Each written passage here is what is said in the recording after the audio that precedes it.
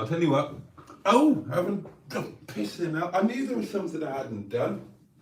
You didn't tell me. I haven't done the microphone. I expect to remember everything for you. Yes. Right, I blame you. Yeah, I'm blamed for everything. I'm married, what can I tell you? I'll tell you what. And I haven't turned the sound down either. I knew there was something I hadn't done. You didn't tell me. I'm such an amateur. I have done the odd live stream before, but you wouldn't think so. Right, bear with, darlings. Bear with. Right.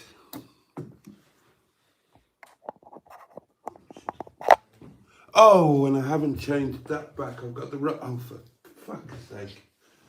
Honestly.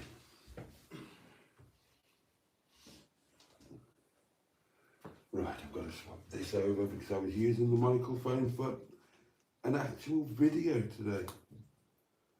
Most unlike me. Okay, let's put that back. That one out.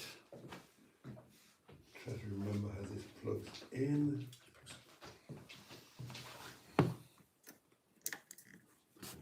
I'll point it down. I'm going to feel like I'm under interrogation by the Gestapo. It's pointing right in my eyes. Look, what are you trying to do to me? Furdle to do it. No! Furdle them. That's it. Uplight me. Yeah, but then I see all the shadows from your nasal hair. Can't see my nasal hair. It's for the lakes of snot.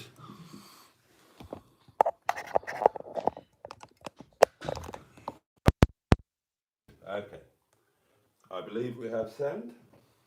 I believe we have vision. Oh, right. Finally. Professional. Good evening, darlings, and a very warm welcome to Tuesday night live from Camposol here in the Murcia region of good old España. Y viva España and all of the rest of it. And I'm pretty much unanimous in that. Well, darlings, well. Thank you for joining me once again as in local time we spend the next 2 hours waving away Tuesday and welcoming in Wednesday. Hump day, darlings, the middle of the working week as was. And of course, half day closing in my home village of Goodnight. And you're not central. I've put you down carelessly. I've put the camera in the middle. Well, the phone in the middle, not the camera bit of the phone in the middle. Right, that is better. Let's get rid of that crumb. Good evening, darlings. Yes, so we are going to spend the next couple of hours in each other's company in a nice, relaxed, laid back, holiday mood of a live stream. And yeah, I'm going to see in whatever tomorrow is, Wednesday. You lot, well, you can go to bed early. You can go to bed at 11 o'clock or just afterwards.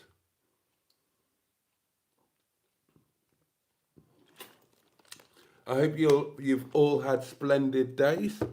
And I'll tell you what, let's just have a properly relaxed one. I'm on holiday. We've got nothing. We've got no hedgehogs of truth. We've got no boxes to pound. We have, of course, got the community portable electronic telephonic device, upon which you could, some would argue should, and I hope will leave a voice note for the delectation and delight of your fellow bugs, your fellow members of the inner scrotum, and of course, if they are with us, the elite of the elite, the penny lickers.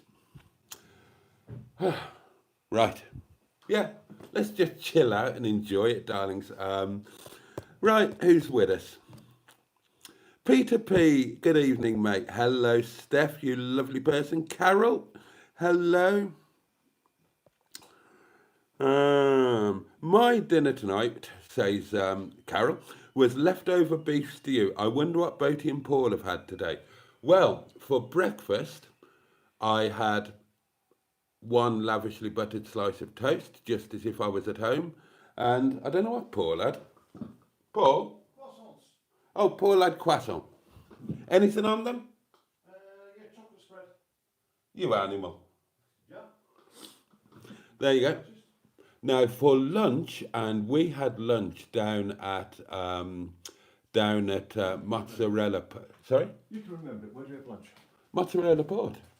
No, not the mozzarella. Mandarin. What's in the muzzle on? Puerto de Mazalon. Yeah, that's it. There. And we ate at a place called, and I can tell you this because for once in my life, I opened my wallet and I paid for lunch, and we went to La Marina at, hold on. Got the reading glasses. No, I've got mine. Somewhere. I did have them. I don't think I did.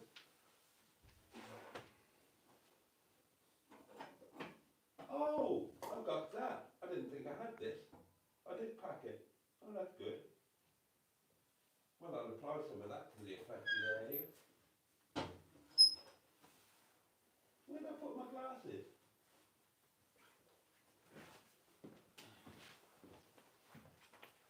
Oh, here they are. Look, check that out. Tommy Hilfiger. So I can read it without mine.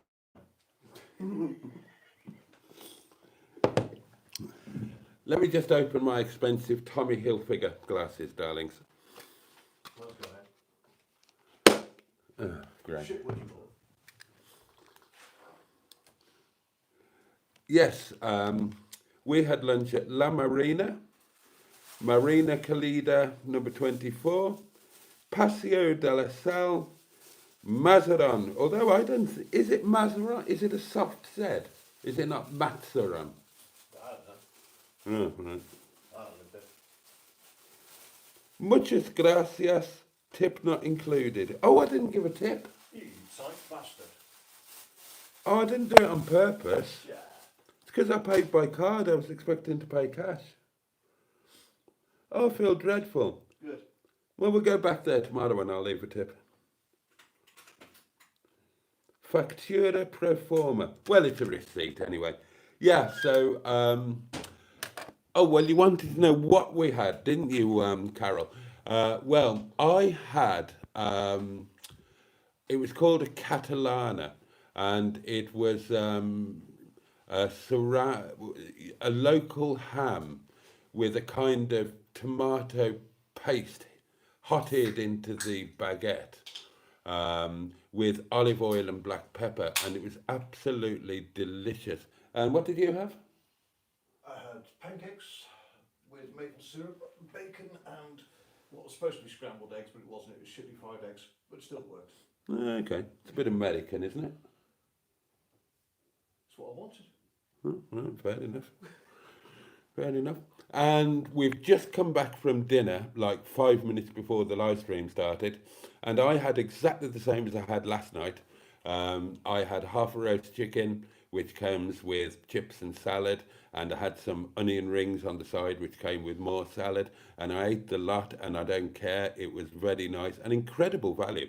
My half a roast chicken and chips was served with chips and salad, served on a nice plate, well presented in a nice, clean, friendly, happy environment, was €8.50.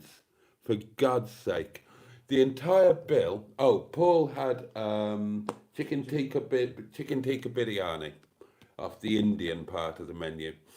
So my half a roast chicken chips, his chicken tikka biryani with curry sauce and whatnot, and one large beer for him, one small beer for me, and the bill was 26.40, 27.40. Something like that. Yeah. Don't forget your onion rings. Oh yeah. I had a full portion of onion rings to myself this time because I wanted the salad that they came with, and I thought I might as well eat the onion rings, seeing as they were there. And I didn't even offer you one. No. I nicked 2 of yours last night, and I didn't even offer you one. No. Well, you should have just helped yourself. I actually didn't fancy one tonight. Oh, I okay. fancied them last night, but I didn't fancy them tonight. It's too American. Well, after that lunch, yeah. I think you were all Ronald Reaganed out for one day.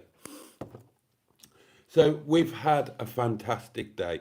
I'll read, I'll catch up with your comments and then I'll tell you what we've been up to today. And you wait until you see the video. Oh my goodness me, you are in for a treat.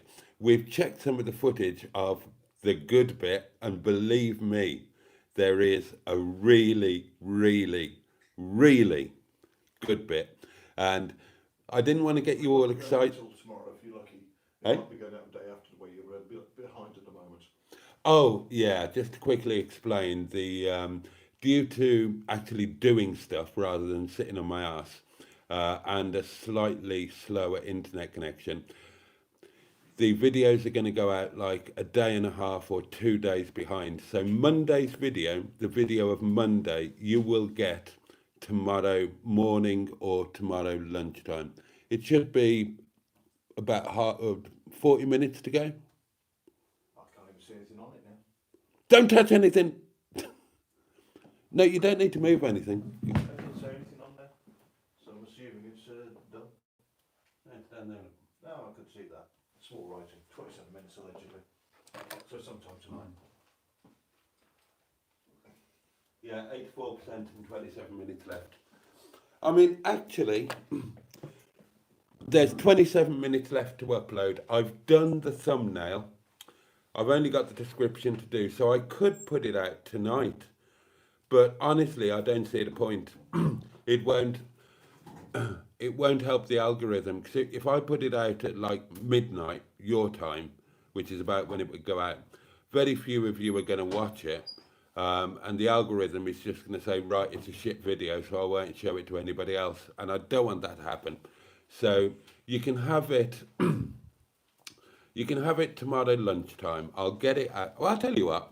I'll nail my colours to the mast. You can have it at 12:12 your time tomorrow. Okay? That means you've got to set it to 13:12 here. Yeah. Just so you remember. Yeah. Just so you remember that, because otherwise you'll forget by the morning. You'll have a glass or two of wine, vino tonight. I did think I might have a glass or two of wine tonight. And then you'll forget everything you said. That is standard practice. Yeah. That is the way things normally go. So yeah, you will get Monday's video at 12:12. So today's video, you will get at 12:12 on Thursday, and don't miss it. Today's video is, I think it's all right actually. You've got nice takeoff and landing footage. You've got some nice cinematic stuff, and you've got my first impressions of this area and a little bit of comedy. But so it's going to be a nice video. It's certainly going to be a step up from a driving to work video, that's for goddamn sure.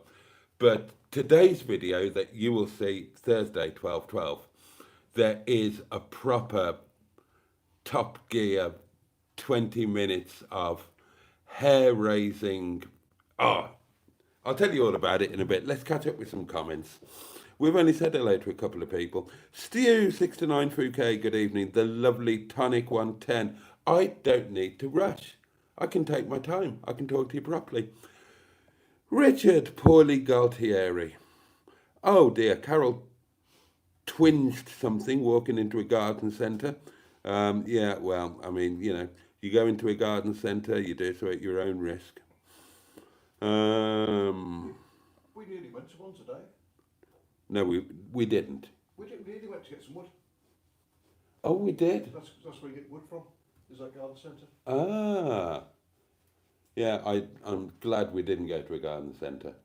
I've got unhappy memories of being dragged around a garden centre by the artist formerly known as Mrs. Boaty. However, women have an unhealthy obsession with garden centres. The big problem is if we get the wood from the garden centre, we've got to get half a ton. Yeah. And it's dumped on the road. Right. Then we've got to hand bale it from the road as quick as possible, so we clear the road and get stacked at the back. We sounded rather plural. Yeah, I meant you. With my health, I can't do shit like that. Spoiler alert. The wood burner is going after 2 failed starting attempts, and we do have wood. There has been no other heating on in this house. The current temperature is... Now, I'm not feeling as cold tonight. I was feeling the cold massively last night because I was idiotically, nonsensically tired. It is currently, it's 17.8 degrees in this room, but I'm not tired, so I'm feeling fine. And we've got proper wood for the wood burner. No doubt we will soon get toasty warm. After last night's live stream, I drank another 2 glasses of wine, had a small snack, talked some rubbish, went to bed, slept like I was Tutankhamun, and woke this morning feeling absolutely fine and dandy. I felt sprightly as anything this morning. I felt great, and it's been a fabulous day. I have loved it. Winslow Burdett, a very good evening to you. Susie Sunshine, hello, my lovely. I am on Spanish time. Well, I would be, I'm in Spain. Does anyone think Boaty might be the worst for wear tonight? Or does he never drink before 11 p.m? I don't drink before 11 p.m. Be grateful. Be grateful. I mean, that's a slight fib. I'm on holiday today. I had half a pint of beer with lunch. I'm not driving. And I had half a pint of beer with dinner. But I don't start drinking with serious intent until 11 p.m. I'm on water now, and I will be until 11 p.m. local time, which is in 36 minutes from now. And the wine will be the same as last night. Went back to the shop, bought some more. And you know what? Was it 4.25 or it was 4? Sterling's about 4.25, something like that. How much was it there? I'm sure it was 4.25. I'm sure it was 4.25, or was it 4.75? No, it was 4.75. It was. So that perfectly acceptable wine, more than perfectly acceptable, as I was saying last night, it's about 9 months away from being superb, or it was 9 months away, being left in the barrel. €4.75 per bottle. So, you're talking about £4, £4.20, something like that. That is the difference between Europe and the UK. The mad duty that the UK government put on alcohol means that we pay Did you look? I stand corrected, it was £4.25 a bottle. €4.25. Was it really? Yeah. Right, €4.25, so that's under £4, isn't it? Right, less than £4 a bottle for a really good, drinkable, official Rioja Blanco with a certificate stamped up. I can't remember what it is in Spanish, but the official accreditation that it meets the standards to be an official Rioja. I mean, in French it's contrôlé, and it's something similar in Spanish. I can't remember the exact words. But under £4 a bottle, that is ridiculous. Absolutely ridiculous. Because obviously in the UK, you wouldn't dare to drink anything that was less than £4 a bottle. Well, I wouldn't anyway. I had a small beer yesterday before 11, and as I've just said, I did the same again today, but that doesn't count. Mandy Mc26, good evening. Dan Fango, good evening to you.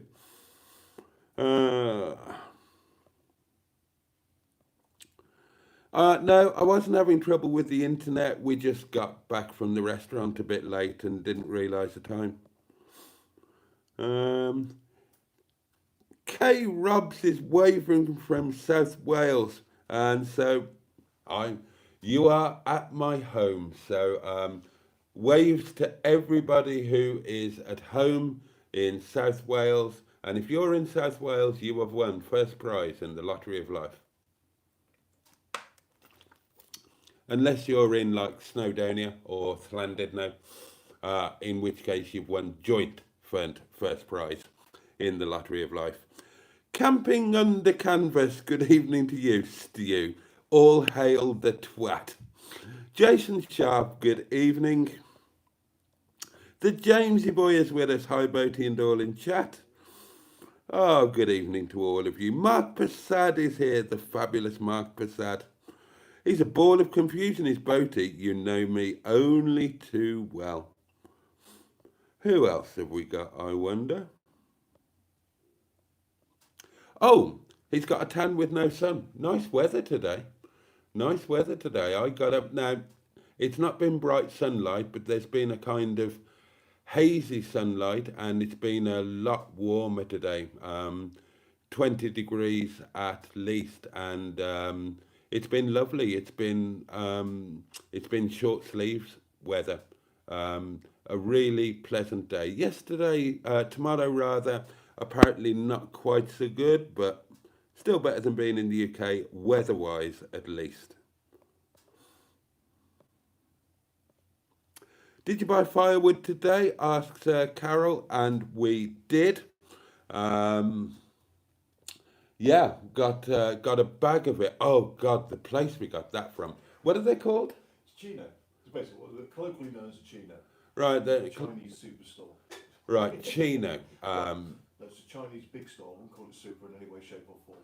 Right, it's they're Chinese places that have sprung up, and they're like a Home Bargains, but multiplied by 10. They've got everything in there that you can imagine, all under one roof. It's insane. You could literally spend a day going around that place.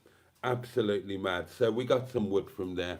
It was a bit dear. It was it? More than a bottle of wine. It was more than a bottle of wine. Was it €6? £6.75. Extortionate. £6.75 for a. Well, I don't know. Is that a big? It's not even a big bag, is it? Didn't even fill me bin. Right, for a relatively small bag of wood, but it will provide warmth over the next 2 hours, and I'm grateful to it for that.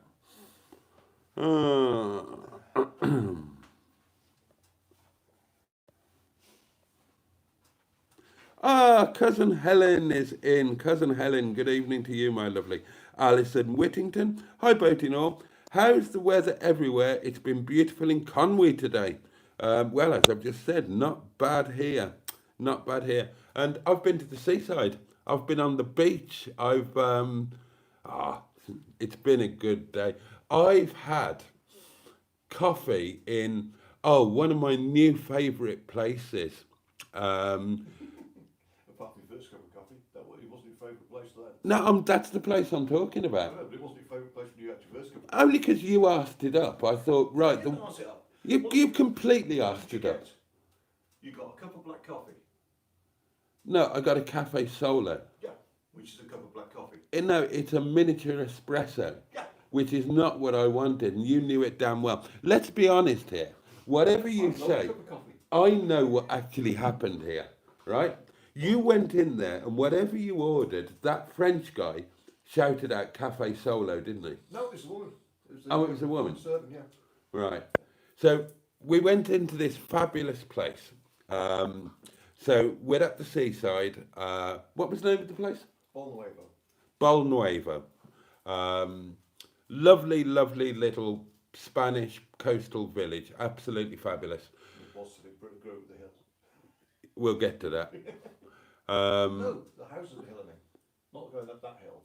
But when we were driving down there, and you told us all those houses up the hill, that's new build Bolnuevo. Oh, they were fabulous though, set into the mountain. Yeah. Oh, I'd rather be there than the old town. Oh, I'd rather be in the old town because there's no bars up there. And when you go down to the bars and... You're going to get walked back again. Oh yeah, well, I mean, I'd just drive. Or keep on the beach. Or keep on the beach. So we went into this bar, and it is my absolute favourite kind of place. It's very Spanish, or so I thought. And sitting at the bar, drinking wine at, quite early. There are 4 Spaniard farmer type people, deeply, deeply tanned, of a certain age, and they've all got a pile of homegrown vegetables on the bar in front of them. And I thought, this is the kind of place that I want to be. A local bar for local people where the farmers who've probably been grafting since it was light have gone in for an aperitivo, a glass of whatever, and they've got this pile of unrecognisable vegetables. I don't know what they were. They look like, did you see them? Yes, they're broad beans, I believe. Oh, they're broad beans? That's what it looked like to me. Oh, okay. They were hulling them, husking them, whatever the word it is. Yeah, that's on the bar. Yeah, so there you go. You don't get that in the UK, do you? So you've got these farmers, they've grown these broad beans apparently, and they're doing the thing on the bar, sitting there, drinking their drinks and doing that they probably dug out of the ground that morning. And that's the kind of thing that I love. So we went there because cock up on the coffee front, I only had one coffee pod. Not my cock up, my host's cock up. Although that's ungrateful because, you know, I had 3 coffee pods that I didn't even have to think about. 2 I had yesterday, 1 I had this morning. But I only had 1 cup of coffee. So when we were arranging what to do, I said, look, first port of call needs to be a coffee. I'm a coffee short on my correct start to the day. So we went to the seaside. We went to Bon Nuevo, a fabulous place. Went to this little bar and I just thought, I'm in heaven here. But Paul went in to get the coffees and came back with a cafe con leche and a cafe solo, which is a miniature cup about the size of a 2-pence piece. Some of you will know this. With Tea light holder. Eh? Tea light holder. Yeah, it's like, yeah, the size of a bloody tea light holder with a poisonous tiny like espresso shot in there. And I looked at that and I thought, well, I can't be doing that. So I went in to try and rectify the situation. Now, I don't speak Spanish.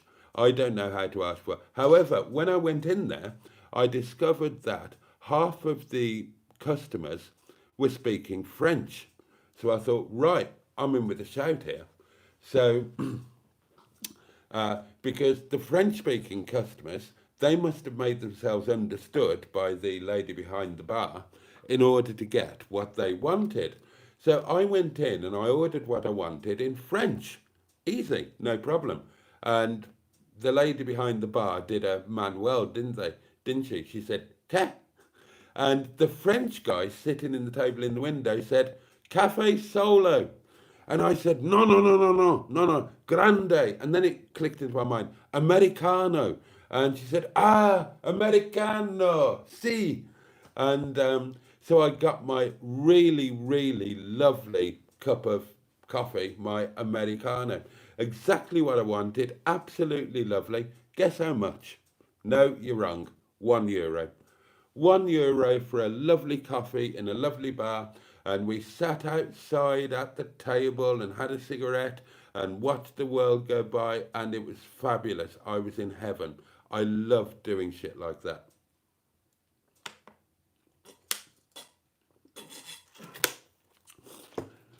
And then we went to the beach, and then the thing happened that is going to make the video rather interesting.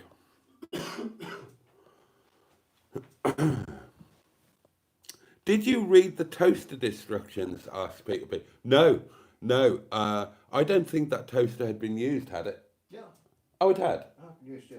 Oh, right, it's very clean. My sister-in-law and brother-in-law bought it as a gift for us. Right. We don't eat toast. They bought it for themselves. Right. Well, at least they left it with you. Yeah. They bought it over in their case. Right. Oh, well, it's a gift. Well, it was a gift to me, so I had a nice slice of toast with it. Precisely. No, I didn't read the instruction. That explains why it's got a UK 3-pin plug. I had to unplug the bloody coffee machine. That's bad. Excellent. It's my first cigarette break of the evening. I look forward to this. Good evening, Honourable Minister for Interruptions and Cigarette Breaks. Good evening. Yes, I was just going to say 30-minute smoke break.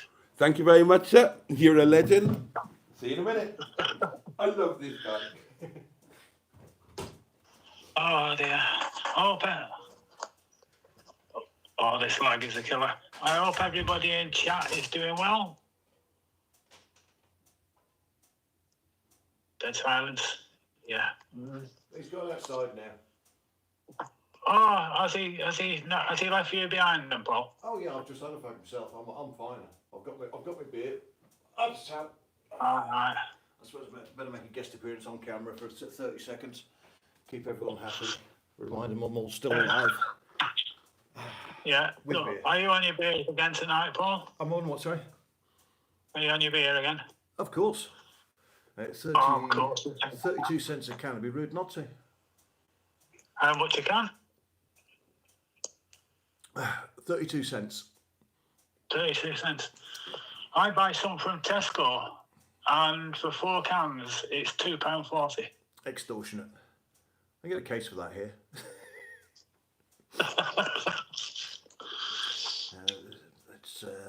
That's no discount it when you buy 12 at a time as well. It's terrible. Yeah, it's not too bad. I put a friend of mine onto it just recently, and once you get used to the taste, or lack of taste, it's not so bad. Yeah, I must admit, this stuff is very palatable. 5%? 5%? Wow. Yeah, good stuff. I'll have some more of that. I mean, what's the point of paying way over the odds to get pissed when you can do it cheap? Precisely. Oh, Yeah.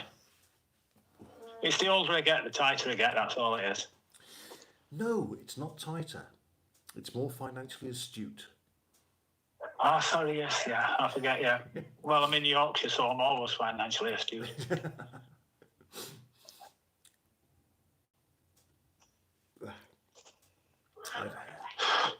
I have things like flights to pay for, so that's why I become financially astute. Yeah, it's no good flapping your arms if it don't work. Nah, tried it, didn't work. Gave that up. Oh dear. What's Boaty smoking? A bloody Cuban cigar? Fortuna, he's gone posh. Oh, is that what they are on the table? Yes. All right, yeah.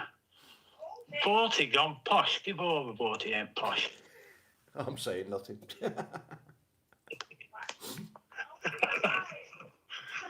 Boaty gone posh. Oh, I've never heard the like. Well, as posh as Boaty goes. That's what you're going to remember. Yeah. Everything's relative. And he's stood outside farting now. I've got neighbours to think about. Oh, the phantom farter. Yeah. Can't get the staff these days. No. So Well, he don't bother about anybody. He just farts wherever he is, apparently. yeah. I wouldn't mind. Surprised he wasn't doing it in the where he went to eat today, you know? There's always a possibility he did. Maybe that's why they said the kitchen's closed. It's time to go. Yeah. Oh, dear me. Yeah, Let's tell how much of the lag on the video. the lag is terrible on the video. Oh, God, it is. Mind you, he's got to go through passport control and everything on it. Oh, God. I'm surprised they haven't brought something out like that, you know, when it comes from over European side, over to the UK. Yeah, right, you can wait there. Yeah. That's about right. Oh, excuse me. Oh, it's feeling quite warm in here now. Yeah. Oh, I heard that dulcet tones. He's now going to go and warm his tiny little saggy arse up on the fire now. You dream of having an ass like mine. You've met him? Paul, is that correct? Is that correct, Paul? Do you dream of having an ass like Boaty? No, he dreams. He thinks I dream of having an arse like his, but he's met my wife. What can I say?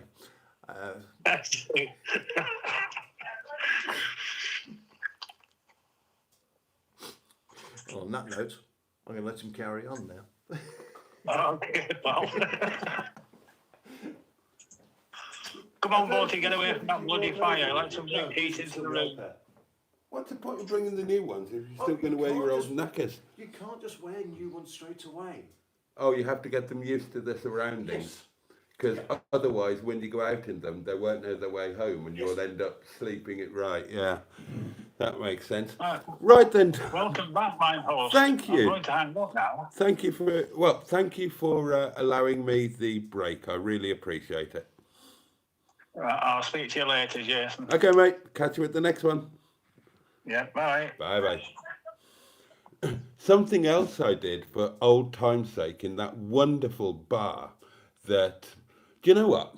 If I was, that would be my morning coffee place. I would go there every day that I was here. Yeah, but the problem is, you've got to drive there before you've had a coffee then. Yeah, I'd have the first coffee here and then the second coffee there. That's fair. Yeah. I loved that. Did you like that place? Had you been there before? No. It was fabulous, wasn't it? Yeah, it's one of those where the little Spanish places, there's a few of them we use around the world, around Spain, etc. And they've always been so welcoming. When you first walk in, you see everyone looking at you going, dodgy foreigner coming in. And again, especially with my general appearance, and just walk in, polite as always. The voice doesn't match the appearance, I know that. And just turn around, polite to them. So okay, I always take the cups back, always take the glasses back. I noticed that today. It's something where they go, oh, he's such a nice man. And I'll tell you what, if you want evidence of how loved we are here in your actual Spain, for dinner tonight, as I've told you, we went back to the place where we were last night. And as we walked in, one of the chaps walked towards us beaming and said, was it welcome back or nice to see you again or something? Something like that. With hand outstretched like that. So we both got a handshake tonight. That's it. That means that we're their new best friends. We are valued customers. Now, that's exactly the kind of thing that I do at our restaurant with customers. I remember them, and when they come back, I make them feel, oh, the video's done. It's ready. All checks done, ready to be published. But I'm still not doing it till 12:12 tomorrow their time. I'll do a really good description. I'll do proper SEO, proper keywords, all of that kind of thing. I've got a good thumbnail for it, I think. It's a very basic thumbnail, but I'm very happy with it. Have I got it here to show you? No. So that's kind of an anticlimax. Never mind. Yeah, so you'll have it tomorrow. But the video that we've done today, that's going to be a really good one. A proper video, if you like. And with a genuine adventure with genuine fear and jeopardy. We got ourselves into a situation today which, well, you'll see. Or more likely, when I've got a couple of glasses of wine down me, I won't be able to resist telling you about it. But I love that. Oh yeah, I was telling you. So in the bar, I wanted to do this because this is old school, how you used to do it. And I haven't done it for like 10 years plus. I had some change in my pocket. I didn't need them, but I wanted to do it. And I know I don't normally show this kind of thing. I won't mention it by name. I don't normally show this kind of thing on a live stream. If I don't mention it, it won't get picked up on. I've already done it. Oh, have you? No, mention what it is. Oh, try not to. No, I was asked on what they were, which ones they were. Did you name what they were? Did you give the name of them, yes. Or did you say that they were things? I gave the name. Oh, that's fine. Okay. That's fine. Yeah. It's just YouTube don't like you saying. Yeah. Yeah. So I got these out of a vending pack, out of a vending machine, €5.90, and I thought they're different. They're a different, and it's something to do with Spanish law. Look, they're a different size, and I think that they have to be a particular price according to Spanish law, you were telling me.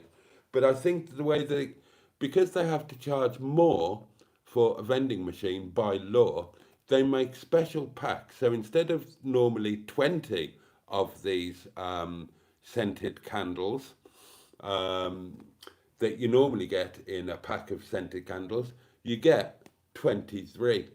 And that's a proper little, that will be my, I mean, I'll probably end up having to light these scented candles when I run out of scented candles and can't afford to buy any more.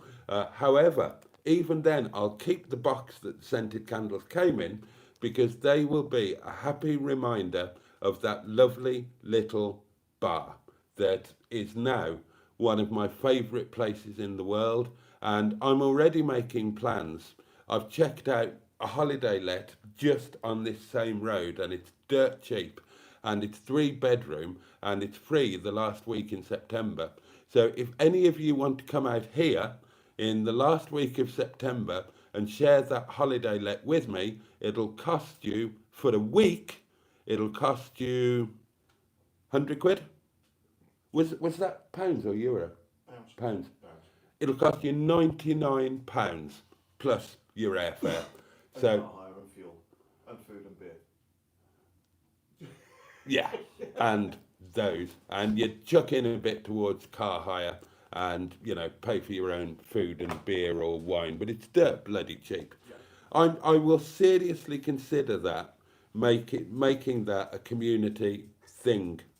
How amazing would it be if, as a community, we came out to Spain? Oh, and speaking of that kind of thing, the number of motorhomes and camper vans we've seen on the coast today. Oh my goodness me. I'd better get back to the comments because I'll be losing them. Cousin Helen, we have previously welcomed, the lovely Danielle Barrett. He filmed an amazing arse, didn't he, says Peter P. I did see an amazing arse today. Did you see an amazing arse today? Oh, on the beach? Anywhere? I saw one on the beach. Did you? Oh, God, yeah. My arse of the day, yourself excluded, for what you did, for what you did, and they will see it on the video. You tried to kill me today, basically. Well, you tried to kill both of us. Oh, no, I was going to survive that. I had my seatbelt on. Yeah, like that would have helped. You did that. He actually did that. You stopped as we're about to do it the second and more dangerous time, and you said you haven't put your seatbelt on. What difference is it? That's why the car keeps going bong, bong, bong. I'm like, shut the car up to get it all on video. Oh yeah, that's a point. Well, you didn't say shut the car up. You just said put your seatbelt on. And my immediate reaction was, what good is a seatbelt going to do if this doesn't go well? If this doesn't go well, then God himself reaching out wasn't going to save us.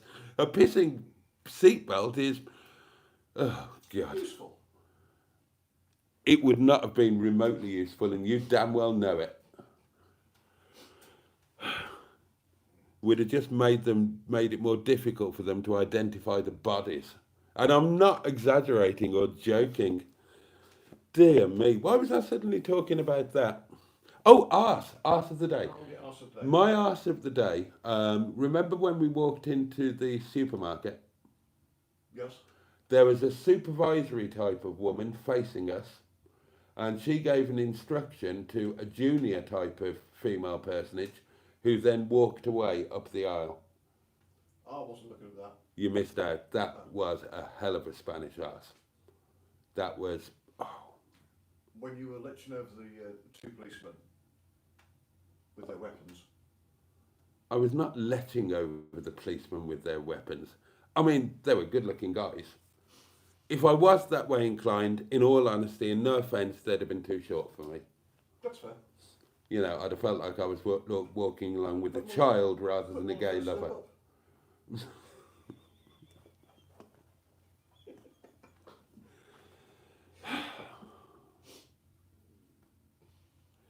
there was a young lady with sort of leggings type things on. Oh, was there? Oh, yes. Oh, yes. And was she the kind of lady who ought to be wearing leggings? Yes. All right, okay. Well, we like those, and we're grateful to those. Right. Garden centres are the ruining of Sundays, I agree. David Hay, good evening to you. Cairgun 1 loves the garden centre, and each to their own.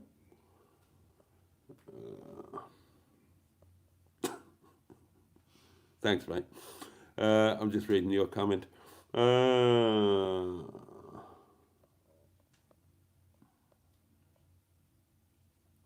Use cotton wool and Vaseline as a fire lighter. Lasts for ages. Okay, that's a good... Can't we have a more scenic location for the live stream? This could be a bedsit in Ripley. Well, I mean, to be fair, with the narrow view you're getting of a wall and where you wouldn't get an archway like that at a bedsit. You can't see the wedding photos. Do you know why? So our wedding photos behind you. Oh, are they? Yeah. I didn't realise we were married. Was I pissed? Very.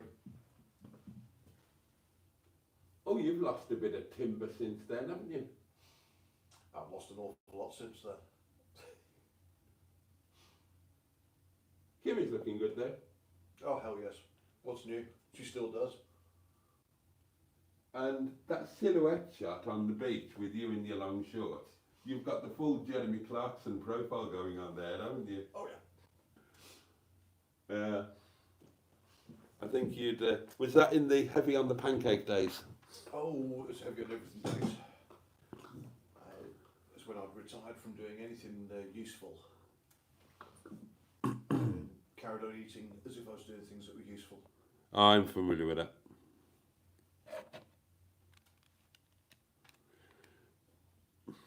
Right, if there was a problem with the picture earlier, it was probably because we've got quite low bandwidth internet and my video was still uploading. Hopefully the picture will have improved. Roaches and Boaty will survive the apocalypse. Boaty, that wine is a bargain. Shame you haven't got Officer Crabtree with you to take back lots of it. Another bloody good reason to come back here in September, and I am serious about that. I was asking Paul, and Paul actually checked it out for me, to check out prices for a holiday let actually on this road. It's a 3-bedroom of the same design as this. Has it got a roof terrace? Oh, there's a pool. Oh no, it wasn't that one at a pool. Another one at a pool on roof terrace. Oh. That was on A. You know, you don't want to be on A. Oh, I don't want to be on A. No, I'm a D man. Yeah. I'm a D man through and through. Yeah. I never knew it until yesterday, but until you tried it. Yeah. And that goes for the rest of you, darlings. I speak on behalf of the community. The place here is split into sectors A, B, high C or C high, upper C, lower C, and D.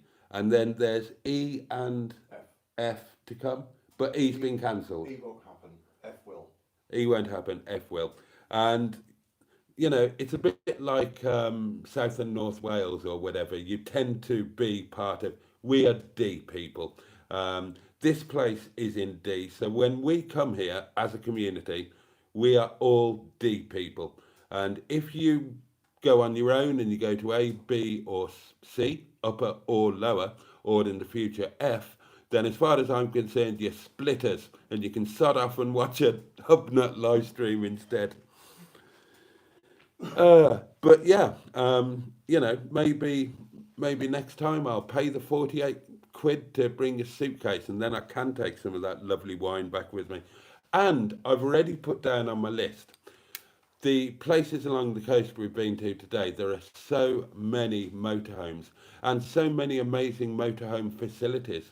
At Bon Nuevo, there's a motorhome camp literally on the beach with barriers, you know, nice and secure with all of the facilities. And we know that here in Spain, they're a lot cheaper than in the UK. So one of these days it's going to happen. It won't be in NETTY. It'll be rolling forward a bit when I've got another motorhome as well as NETTY that's capable of European transport. But before I kick the bucket, I will be here in a motorhome for, probably a month. That's in the long future when I've left the restaurant and have a nice well, I've already got a nice motorhome, but have a more modern and capable motorhome. In the shorter term, I'm penciling that in. Last week in September. When are you here? Last week of September, we'll be here. Oh, right, we might need to change that. He's going to be here with his extended family. That'd be cool, actually. That would be cool, wouldn't it? I mean, You see my table outside. oh God, you could fit us all there, couldn't you? I haven't got chairs for it as well. Yeah, and we wouldn't bother you. We wouldn't be a pain. I mean, we wouldn't come round before 9:30 in the morning begging to use your toaster. You might find my sister-in-law up. You won't find anyone else up. You might find her up. Everyone else will be just lying in bed snoring their heads off. There are a couple of things I could say, but we can't. Right, last week in September is being penciled in the book. Is the fire a log burner, our Susie Sunshine? It is indeed. Stella Bingley, good evening to you. It's not a bed sitting, Ripley. Look, I've got... You don't get these scented candles in Ripley. Look, the scented candle warning for using scented candles correctly is in Spanish. That doesn't happen in Ripley. Even the smugglers in Ripley can't get those. And go on, ask me how I know. Ask me how I know. I have tried. Have you tried to? Have you tried to get information from your lovely contacts? Yeah, well, you know, I may know somebody who knows Somebody who knows someone else. Yeah, who happens to be a smuggler, and Drive over from Poland. yeah. Oh well, yes, you saw, I've you saw, but yeah, unfortunately, you can't get those in Poland. Really? So That does surprise me. yeah, yeah. Fuck me, come on again. I told you that light is a pain in the ass. Well, we can turn off the Gestapo lighting now, can't we? David Hay is drinking Pinot Grigio and says it's a nice wine. Well, it is indeed. It is indeed. I can't believe that suddenly pinged in. It worked last night, didn't it? Yeah. I told you to come on randomly.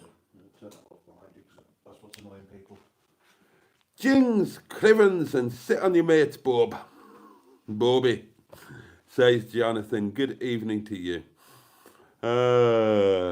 Oh, the lovely Diane is with us, our very own happy headmistress, and she says, good evening, lovely friends. Sorry for my tardiness. A little bit. You're looking very bald there. What? We'll put your head up a little bit. You look very, very bald. Where? I haven't got a bald spot. You're receding on the front. I was born like that. I was born with born with a full head of hair. Don't give us that rubbish. I was born with a widow's peak. I was quite a hairy baby. And it never grew. They blame Pat Mustard. There are some very hairy babies on this island, and I think that you're the hairy baby. I can't say it. The hairy baby maker. I think you'd need some. Bloody hell, it's wine o'clock. Would you look at that? It's crept up on us. Anyway, Diane's been slaving away in the kitchen, cooking for Colin. Never mind. Lovely to have you with us. Because, of course, it's an hour early for you, isn't it? It's only just turned 10 o'clock. It's been a lovely day at Galston-on-Sea today, says Jimmy Quinn. What are the boxes on the table? They are scented candles. Spanish scented candles. Mark's walking vlog. Good evening to you. Boaty, since you're there, pick up some Magno classic shower gel. It's fantastic quality and smells great. I would, but I'm flying with Ryanair with no baggage allowance. I can't buy a packet of bloody Condoms? I probably could just about slip those in, but, let's face it, what use would there be? Yeah, there's that. Unless I wanted to have a... No, I can't say that. I'd need a glass of wine before I said... You know what I was going to say? There's time for that one.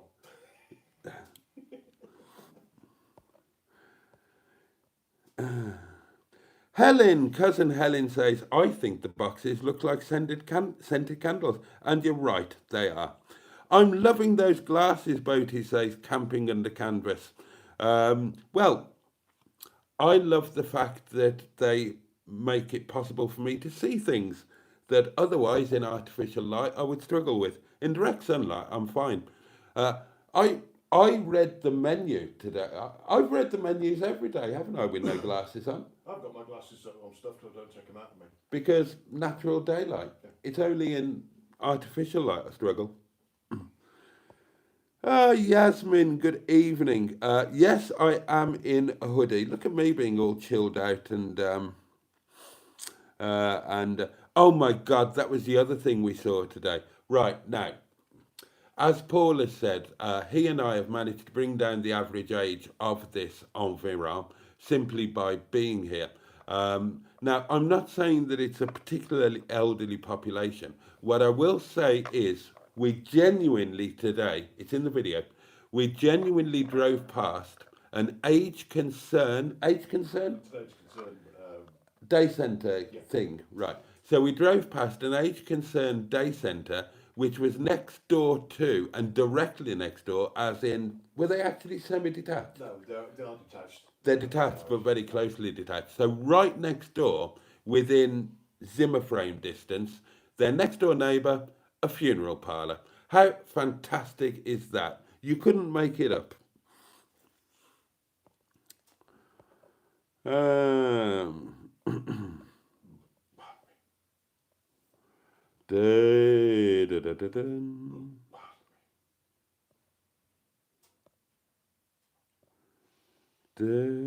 Oh, Tonic's getting a bit of love. Oh yeah, how is the car? Any news? Any news? Virginia Riley, good evening to you. No, I didn't. I don't know what Brewdog is, though, to be fair. Cousin Helen doesn't drink anymore, but 32 cents for a beer is amazing. God, you can't argue with the price, can you? But €4.25 for a decent bottle of wine, which I should now be drinking at this point, because it is wine o'clock. So I'm going to go and attend to that, if you'll forgive me. So I'll get it for you. Oh, yeah. I still don't trust you entirely.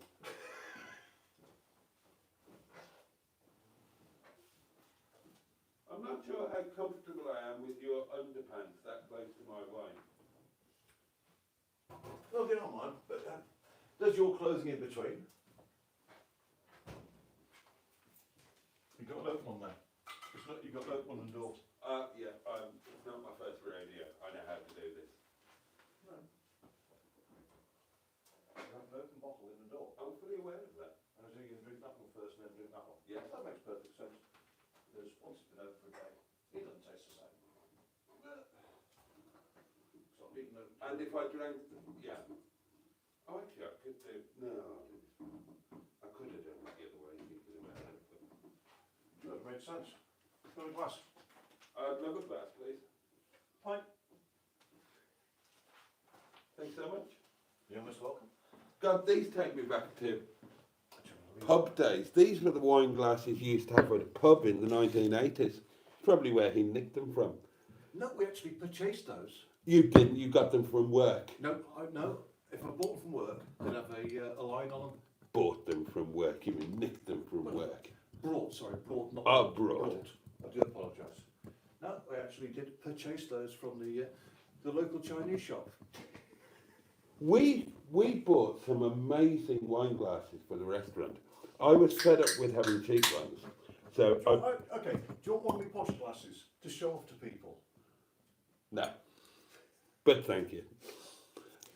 I bought amazing Scared to break it, same as everyone else's, that's why no one touches them. I bought amazing wine glasses for the restaurant. Absolutely lovely. And I haven't seen any exactly the same before or since. And guess how many I've got left? 1 3. and a half. No, 3. And do you know where they all went? Probably thrown at you. If it's anything like mine. No. They all got sold to customers. Yeah. Because the customer said, this wine glass is amazing, haven't seen one like it, can I buy it? And they all offered us a lot more than they cost. So we've sold, I've sold them all. and I can't buy any more. So now we're back to having cheaper, less splendid wine glasses in the restaurant, but they're still better than these. I mean, no, I love these. These are chic retro now. I mean, that is so 1980s, Bernie in. I love that. I just want to eat a steak with those. Anyway, cheers, darlings. Your very good health. Bottoms up if you're lucky, lads. Up yours if you're not careful, ladies. Don't be taken unawares. Keep your wits about you. Keep your hands on your halfpennies. And keep your wits about you. And above all, to each and every one of you with relaxed, carefree joy. And you've got no idea how happy and relaxed I've been today. Coursing down both nostrils and with the same trumpeting out of my back bottom, to be honest. I'm just really happy, really relaxed, and I'm having a fabulous time. So up yours to the lot of you.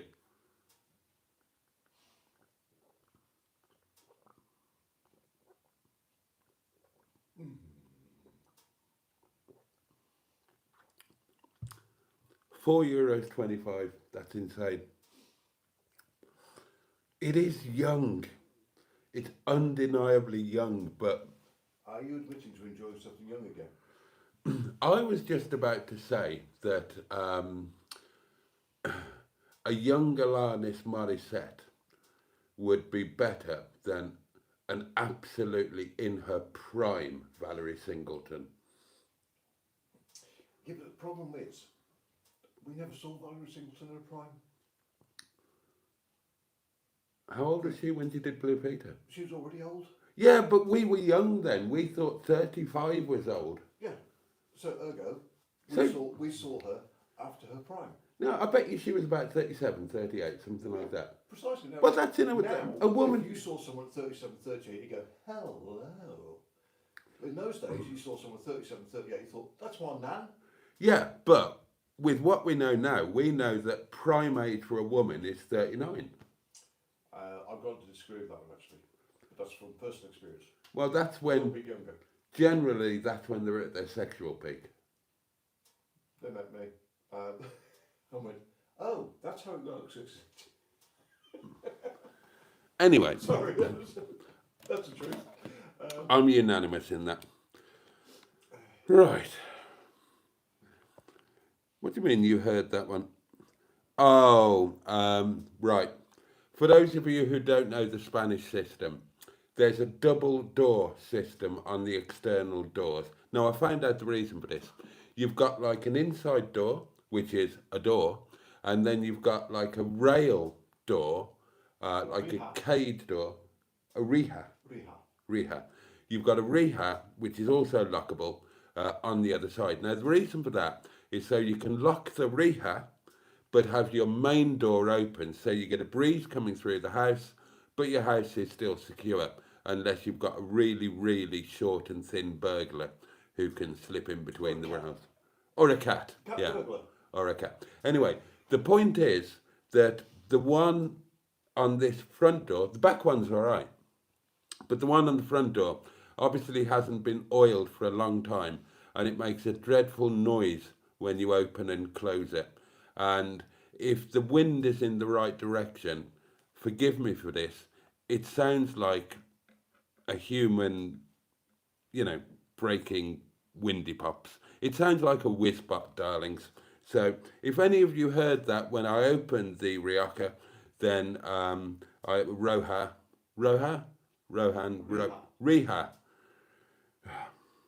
If you heard that when I opened it, then I apologise. Sherry, good evening, darling. Is the man at the table your travelling companion or your host, and what is his name? Well, his name is Paul. He's both my travelling companion and my host on this occasion, but we've been friends for 25 years.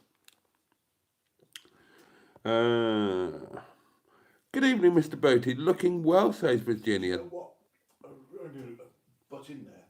And you're still speaking to him after 25 years? Well, you're still speaking to me. Yeah, but only take the piss. It's what our relationship is based on. It's worked for 25 years. Why change it? Can you imagine if Gaz was here as well?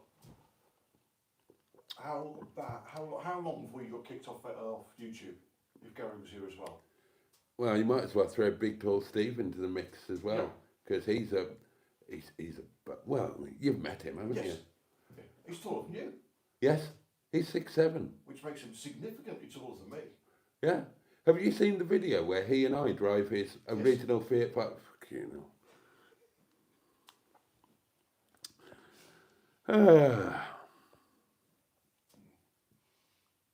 Oh, good on you, Helen. Cousin Helen's making the most of the emojis before her membership expires.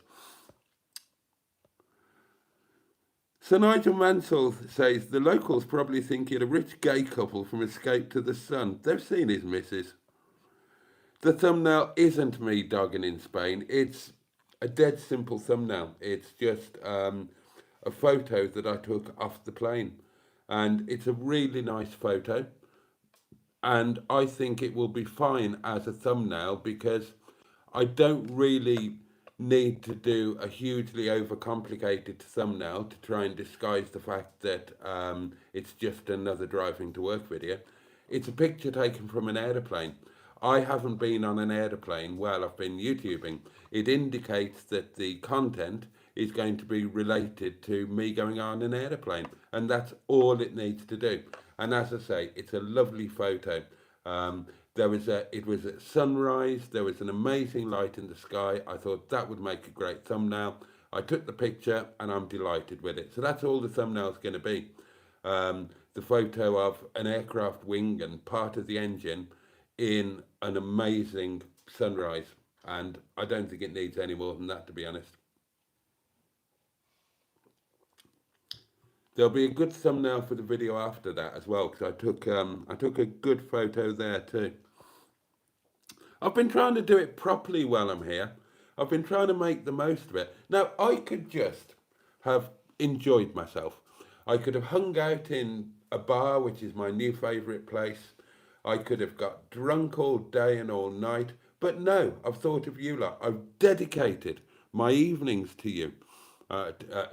So that we can share in this European togetherness. And I've dedicated my days to putting together a decent video, which I consider I owe you because you've put up with 3 years of, well, more than 3 years, 3.5 years or 4 years, whatever it is, of just constant crap, to be honest. You've probably had, I reckon you've had 10 to 15 decent videos from me, but which sounds all right, except that I've put out 2,300. So it's not really a very good batting average, is it? I will be devastated. I will be devastated with Cousin Helen not being a member. Oh, I've thought about it, Barry Scrotter. We were talking about it today. Drive to Spain and to Talbot Express. That would be a mission of a video. I haven't entirely ruled it out, actually, because if I had time, I know that Netty would make it. Netty would drive around the world twice, just not very quickly.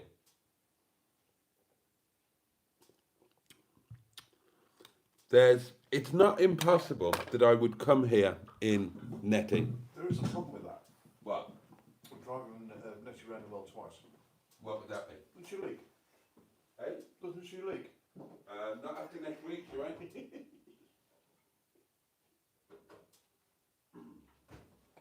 Her parts have arrived and we're just waiting for 2 dry days so that she can... Good luck with that. Well, yeah. We're just waiting for 2 dry days so she can have a new roof and then she's perfect. New roof, new skylights.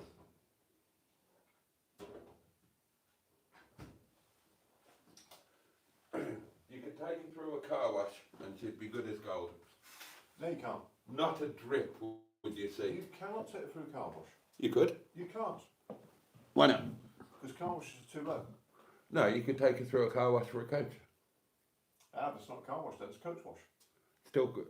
It's still called a car. Actually, I don't know if it is still called a car wash. I'll give you that one. Another glass of wine, and I would have argued that and Googled it.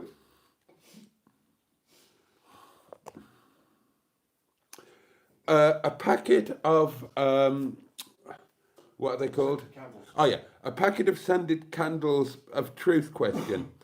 Boaty, could you see yourself living there? Depends what you mean by there.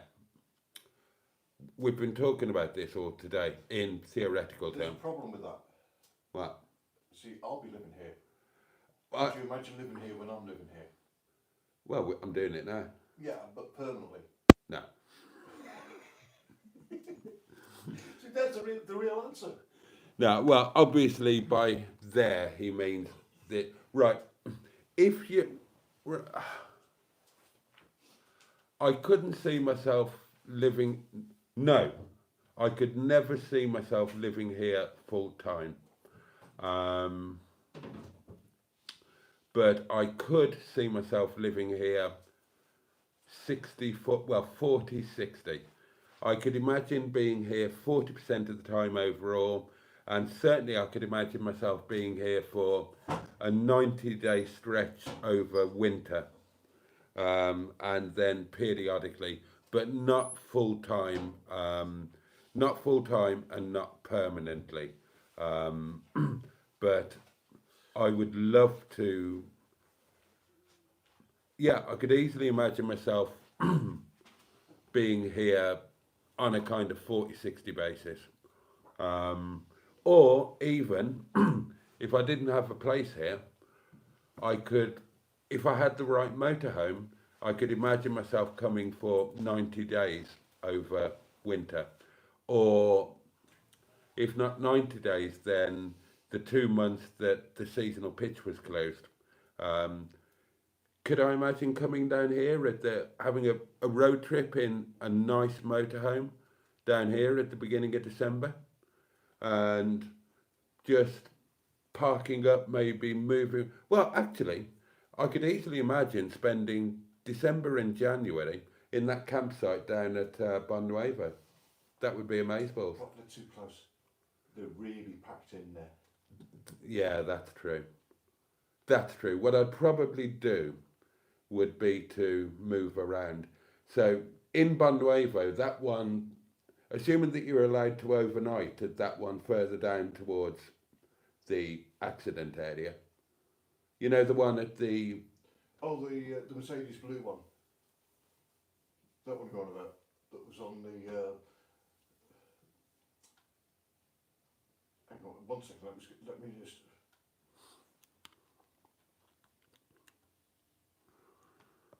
Good evening, Rob Taylor.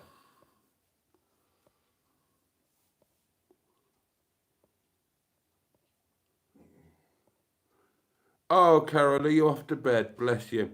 Bless you. Thank you for giving us some of your time. Oh, Yasmin is restoring a 94 Ford Auto Sleeper Fair. I love those. I do love an auto sleeper. Who doesn't? Oh, Helen's also off to bed after a day of trampolining. Bloody hell, it's only 10 in the UK. What's the matter with you all? I'm just curious about what this trampolining is. Oh, it'll be actually trampolining with a young daughter. Okay. I'll believe. No, what I was on about was out of Bonnuevo, that big park up where Yes. the... Oh, where the sand things are. Yeah, if you could overnight there. Oh, we can. Right, that would be... I'd go to places like that where you could tuck yourself away a bit, Oh, there's tons of them. have a bit of... Yeah. There's tons of places like that. Right. Where you literally... Okay, as daft as it sounds, where we pulled over today for your video clip, where that van went up there. Top of the hill, when we got off the motorway, going down to Bonnuevo. Oh, yeah. Oh, yeah, where that was. Yeah. Oh, yeah, that would be amazing. There's tons of places like that. Right. Yeah, I could easily spend December and January bumming around those, and I'd probably spend 1 or 2 nights a week in a campsite to just empty the bog, top up the water tank, Have a real shower. have a real shower, power up my power banks, that kind of thing. And talk to real people. Talk to real people.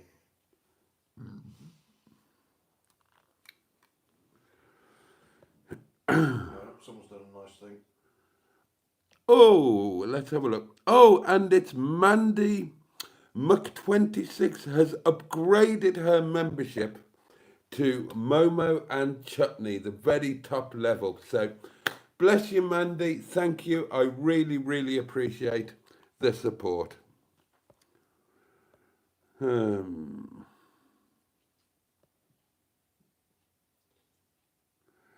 Yes, Stu, there are very well priced scented candles available in Ripley. There are in most places. Oh, I completely forgot about that, Stu. I will. Yeah, do they sell that here? Unbelief? What's in my drawer? Hang on. I'll get my raw material scented candles. Oh, your raw material. Oh, because you make your own scented candles, don't you? Right. He's a DIY man. That's what they call a wanker in Spain.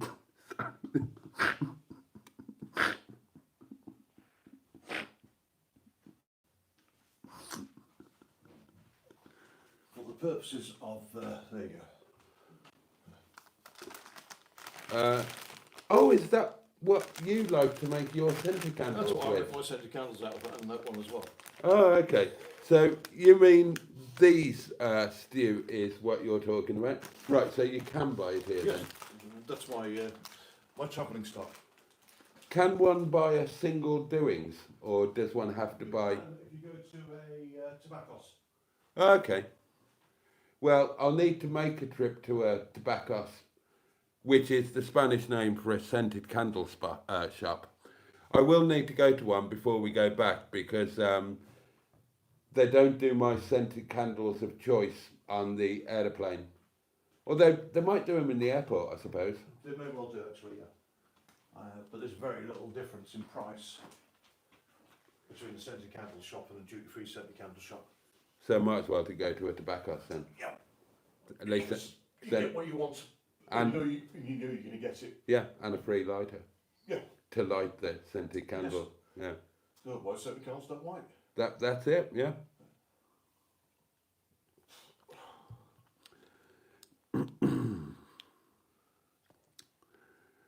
And then at that point we hit wine o'clock.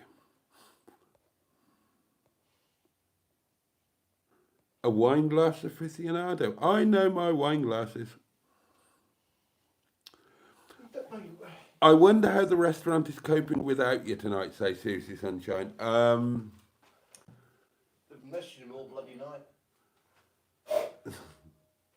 They'll be fine. They'll be fine. It's probably a quiet night. Posh wine glasses. Christ, there's half a bloody bottle in that one, isn't it? You see, I wouldn't drink out of that. To me, that's a display glass. They look great when the table's set. I've also I've also got matching cutlery. What? Matching cutlery. Really? Really? You don't believe me, do you? I don't disbelieve you because you're an honourable man. Well, I do shit like that just for the hell of it.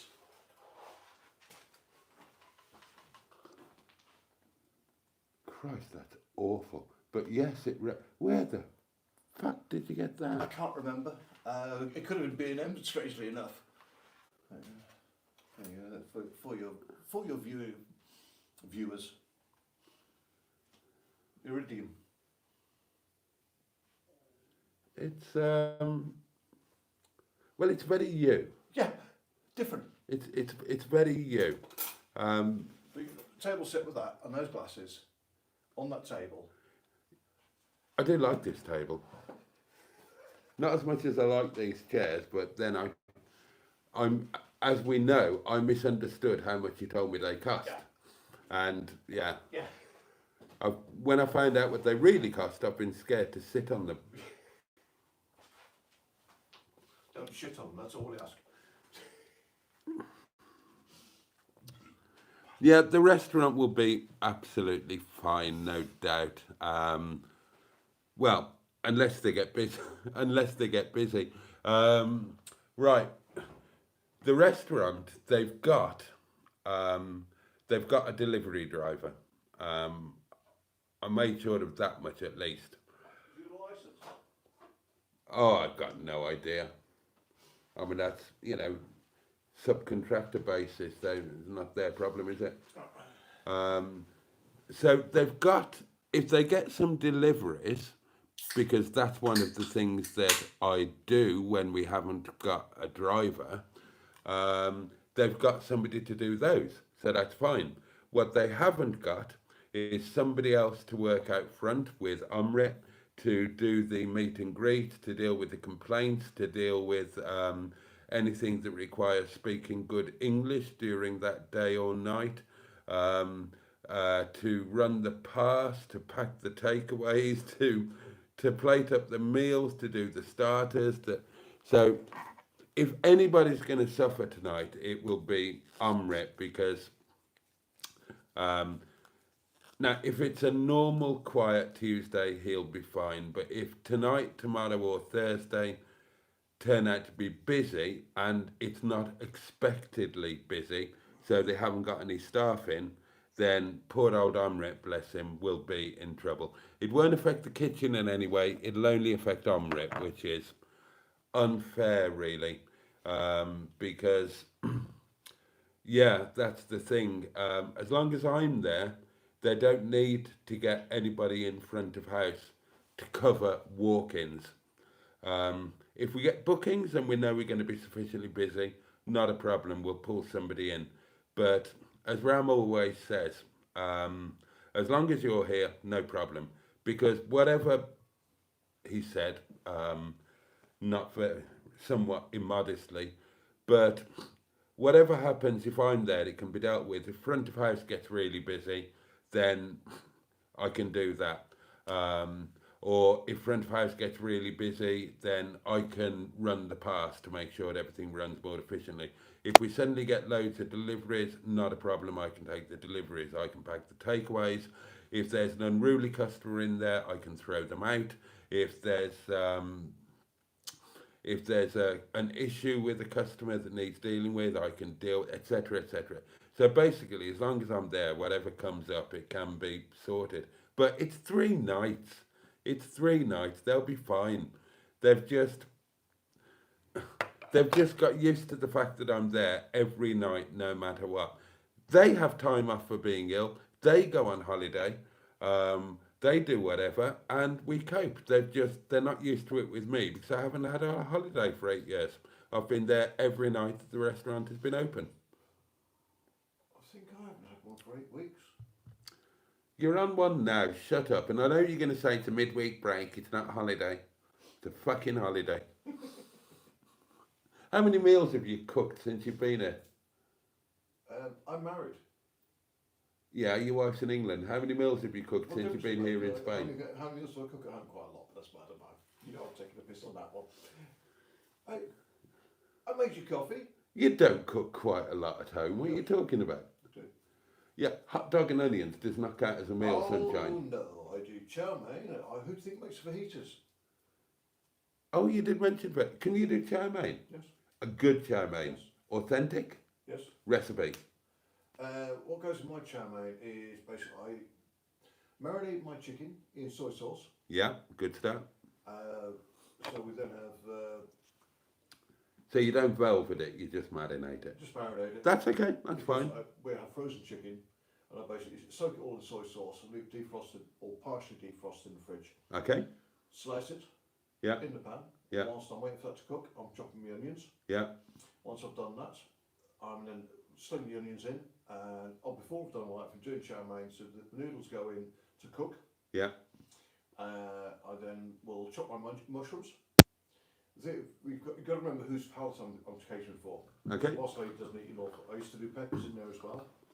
Right. But I don't do peppers because they just screw her delicate stomach now. Okay. So we basically have onion, mushrooms, chicken, and noodles. Yeah, but I mean, how are we making it into an authentic chow mein? What else? You've marinated the chicken in soy sauce. What else are you putting in there? In that, not a fat lot else. the mushrooms, onions, they go in there, a bit more soy sauce, and noodles all go in the wok. And that's it. Yeah, what else do you need? Well, I'll tell you, when I make mine, same deal with the noodles. Yeah. Noodles are obviously cooked, run under cold water to make sure that they separate, to remove the last of the starch, blah, blah, blah, blah, blah, blah. So, start with the oil that goes into the pan. Again, you've got to work out allergies and shit like that. Okay. So I have to then turn around and go, I use vegetable oil simply because it's not a problem. Okay. I use chow chili oil. But that's... Which is made with, if there's any fish in it, not a chance. No if fish. Any fish oil of any description, can't do it. No, it's vegetable oil with chow chilies, which are the like mad hot chili from the... Can't do it because of the stomach. Okay. Unfortunately, if I could, I would. So, I mean, apart from the food ingredients that go in, the things that give it the authentic restaurant stroke takeaway chow mein taste. So, what goes in there? Light soy. Qu'est-ce que c'est? Well, there are two kinds of soy sauce. Yeah, like also light soy sauce. Yes. Yeah. Yeah. So, light soy goes in. Yeah. Dark soy goes in. If I've got both, there is a good possibility of both going. MSG. No. That's essential. I know. But maybe you can't. Again, fully aware of the difference in taste. And then the absolute necessity, oyster sauce.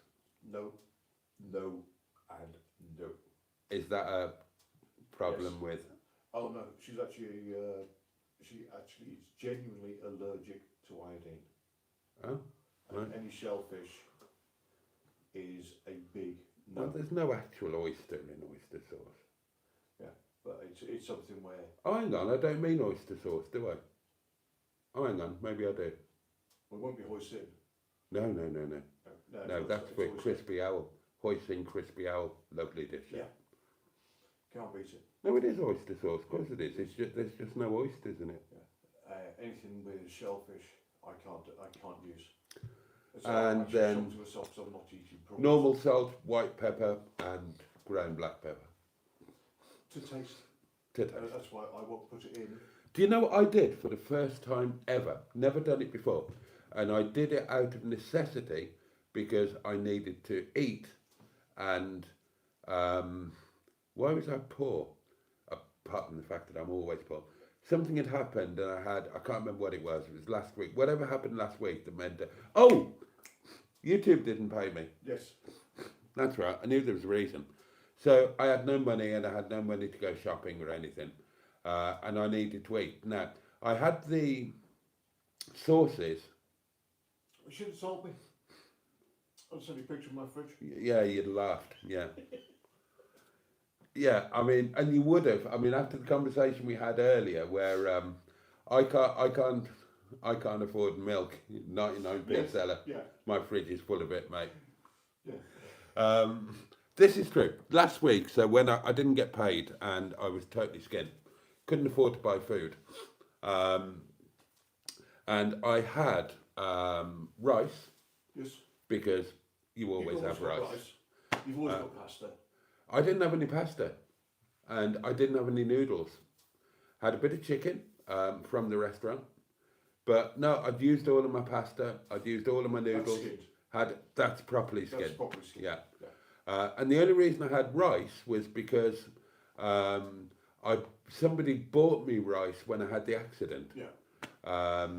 And it was supposed to keep me going for the month that I was going to be off work. But work said, yeah, all right, you've had an accident, yeah, you're nearly dead, but you need the money, and we know that, and you won't be able to afford to buy food, and we will feed you and keep you alive, and we need you, and we love you, and just whatever you need to do, we will look after you. If you need to sit down in between doing this, that, we'll do whatever, but please, please, please come to work. And I'm like, fuck it, I'm going to be in pain. We're not going to give you holiday pay. Well, they're certainly not going to give me sick pay now. So I thought, well, I might as well go and be in pain there as here. And of course, I take rice from work every day. And, you know, you just bang it in the microwave at home, don't you? So that's the reason that I had rice. And I had a bit of chicken from work as well. And what I basically made was chow mein with rice. I just made chow mein as if I was making chow mein with cooked rice that I'd then cooled. And you know what? It was fucking amazing. It was absolutely fucking amazing. And I recommend it to anybody. The exact mixture of stuff that I've just described that you would use, and I've made videos showing you how to do it, that I would use to make an authentic chow mein. Do it with a rice stir fry. Add whatever you want to the rice, chicken, whatever protein you want, or just stir fried vegetables, and just use that chow mein spice and sauce mix, and I promise you, it will be amazing. What time is it? Right, it's... This is going to keep going for more than until past the 12. You know that. It's definitely going to keep going past 12, but it is now time for an intermission, because it is 1 hour since I've enjoyed a scented candle. So I don't know if anybody... Well, Tonic hasn't rung in. He must have fallen asleep. Oh, we've got something from Corrie. Oh, here he is, the legend himself. Put you on speaker. Oh, thank God for that. Hello, mate. Thank you so much.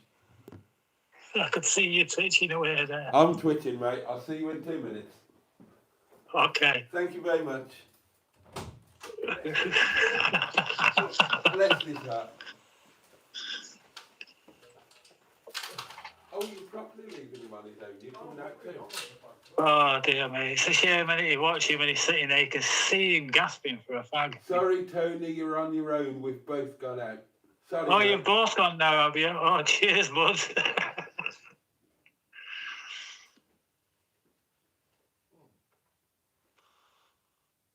Oh dear, so I'm on my own now. You're stuck with me now, chat. Sorry.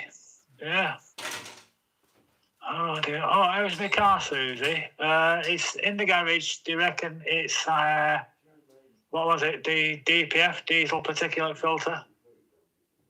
Apparently they have liquid in them, but I didn't know that. But apparently there's too much liquid in, so because it doesn't get a good run, that's why.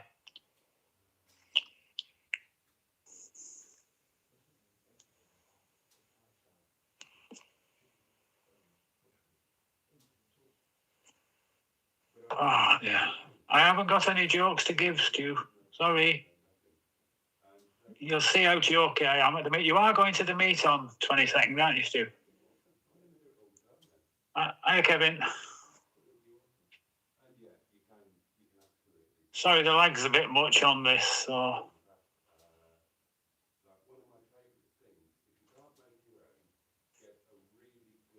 Corrie was a bit poorly today, Peter. She's just recovering.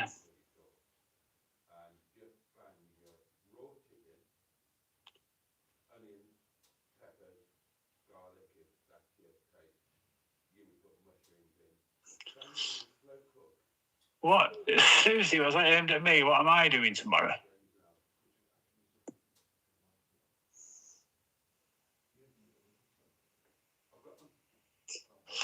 Oh, you'll still be alive, Stu.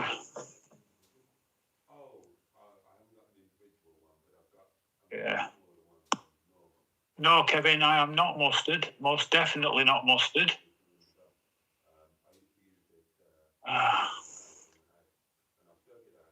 Looking forward to meeting you anyway, Stu. It's about time we met. We've been talking enough.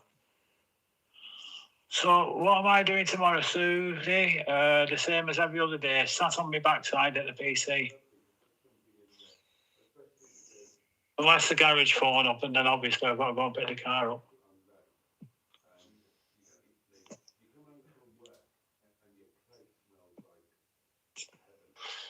Yeah, Pauline, DPF. We'll see how it goes. Yeah. They have to do another diagnostic, of course. They won't do anything without doing their own diagnostic. That's another 70 quid up the Swanee. Yeah. That's it. Same to the way there, Stu, mate. You know, I'm not what you think I may be. I'm just deciding what to wear for the meet, though. You know.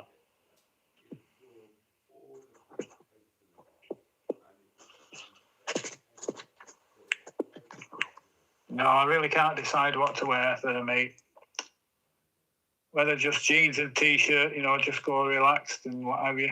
Or shall I put a suit? I've never worn a suit for years, man. No. I could come in my birthday suit, then you'd all remember me, wouldn't you?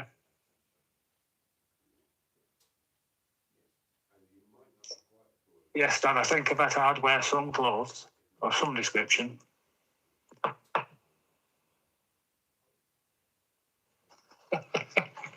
Oh, I tell you, Johnsy, one scene never forgotten, pal. One scene never forgotten. Mankini, Nick? Ah, no, I don't think so. I've got sod all to put in it.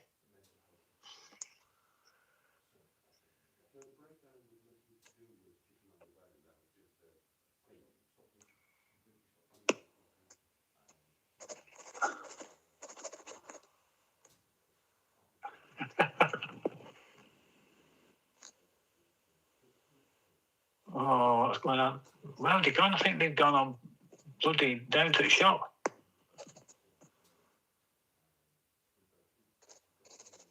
It's a good job I don't mind. It's just that I've run out of stuff to gab about. I haven't got the gift of gab like Boaty.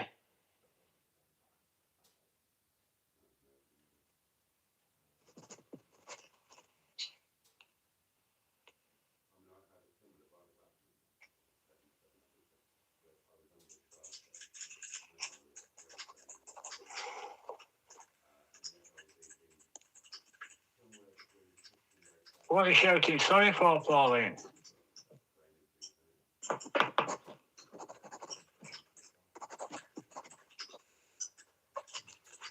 I hope has my connection dropped. Oh, no, it hasn't. I am very shy, Stu, sir. Very shy indeed. With people I don't know, once you get to know me, I might change a little bit.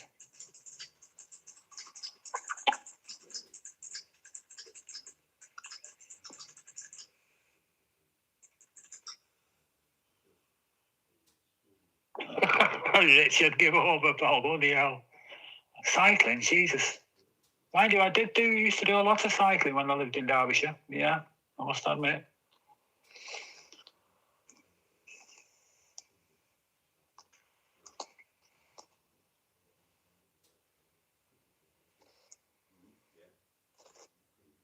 Yeah.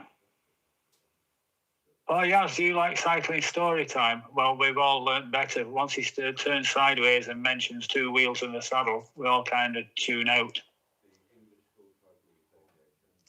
Yeah.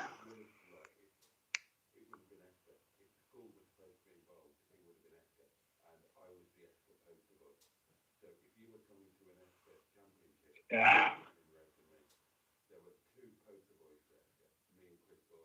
I can hear him in the background. Food news. My food today was pasta. A nice pasta dish made by my daughter. Followed by, something I've not had for a while, jelly. Jelly and cream.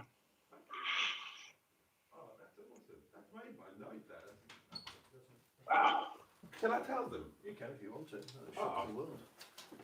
Yeah. I can hear the bugger in the background. Come on, Boaty, move your bum. He's getting more wine. He's getting more wine. I'll let beer out. Right, something amazing has just happened. And it's not me pouring more wine.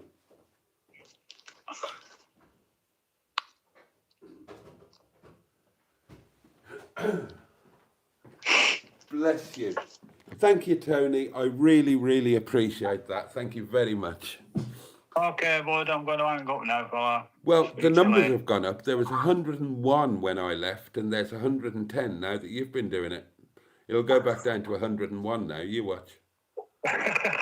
All right, speak to you later, mate. Catch you later, mate. Right, now this has genuinely just happened when we were, it's a weird thing.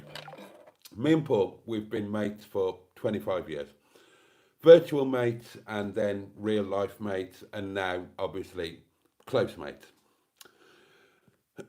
This has genuinely just happened outside. We were talking about food stuff, and that led on to Paul talking about a thing from his youth when, through an unfortunate situation, he became an unhealthy weight through not eating for particular reasons. And I said, well, I went through a similar thing, not down to that weight, and we compared heights and whatnot. And I said, well, I was under 12 stone when I was carrying a lot of muscle. I said, but I was definitely not eating. I was putting away 6,000 to 8,000 calories per day because I had to, but that's training for you. And then out of the blue, he'll tell you when he comes out of the bog, out of the blue, he said, I was meant to race against you once. I said, what? I never even knew that he rode a bike or anything like that. Genuinely never come up in... Now, Paul was brought up in North Wales, Anglesey to be precise. I never knew, I'll get him to talk to you about it, because I never knew this, and this has just absolutely blown my mind. So you were in Anglesey, yeah? Yeah. Right. And he said, were you asked to go, or did you want to go, or were you invited because you... We did the time bit to enter. Oh, okay, yeah, so it was a time trial, yeah. Pissed it Yeah. at the time, and was then obviously invited to go, entered for the race. Right. Okay, so on the UK time trial scene, which is where I started, Paul will have entered a local club or inter-club or open. Steve Owls, if you're watching this, you'll know exactly what I'm talking about, the Ollie Owls. Another, did you know Steve was one of us too? Which Steve, sorry? Ollie Owls, he was... Oh, yes, I know of him, but he's always been outside of everything I've done and all the people I've communicated with. He was, in our day on eBay, he had the motorcycle shop. Yeah, You know who I it know is. who he is. The handsome bastard who went into male modelling and all of that stuff. What could I tell you? Yeah, well, I mean, you know. He dreams of looking like us. Right, so he did a qualifying time to enter into something called ESCA, the English School Cycling Association.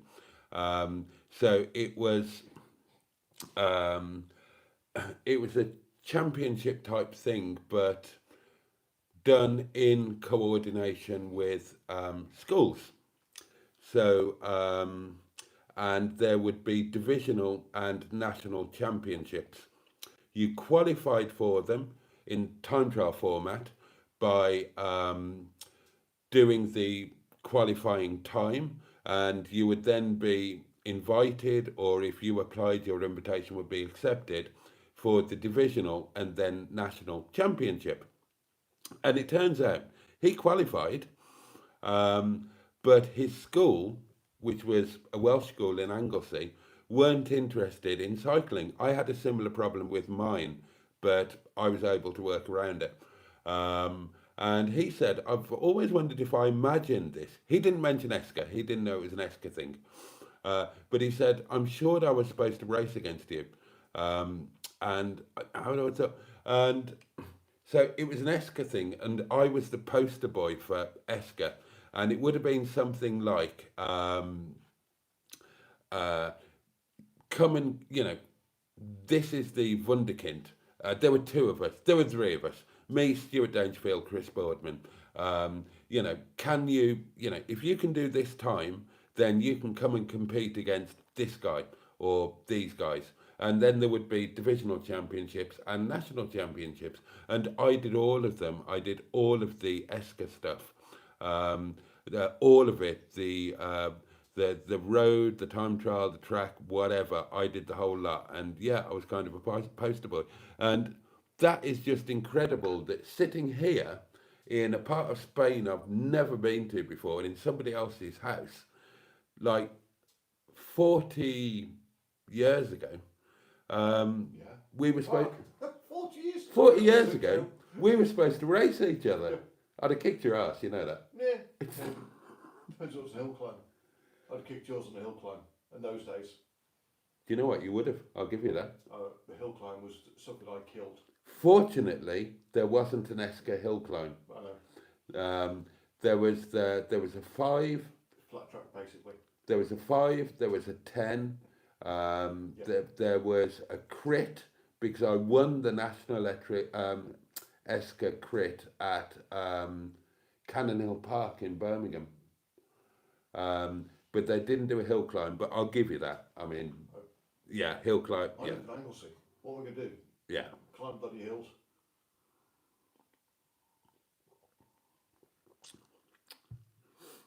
Bloody hell. That is amazing. That is amazing. So you did your club hill climbs and all of that? Wasn't again, couldn't enter any of the competitions because the school had no interest. No, but you could do it. Were you a member of your local cycling club? Wasn't even one of those around there. That, well, might have been one, but unless you knew where to find it, you wouldn't have found. Like today, you just go on the internet. Yeah, yeah. Those days, unless you actually physically knew about it, there's a, you know what my circle of Anglesey was. Yeah, yeah, yeah. But trying to explain that's 20 mile each direction. Yeah. As a 14, 15-year-old. 13, 14, 15. I always used to ride my club's hill climb.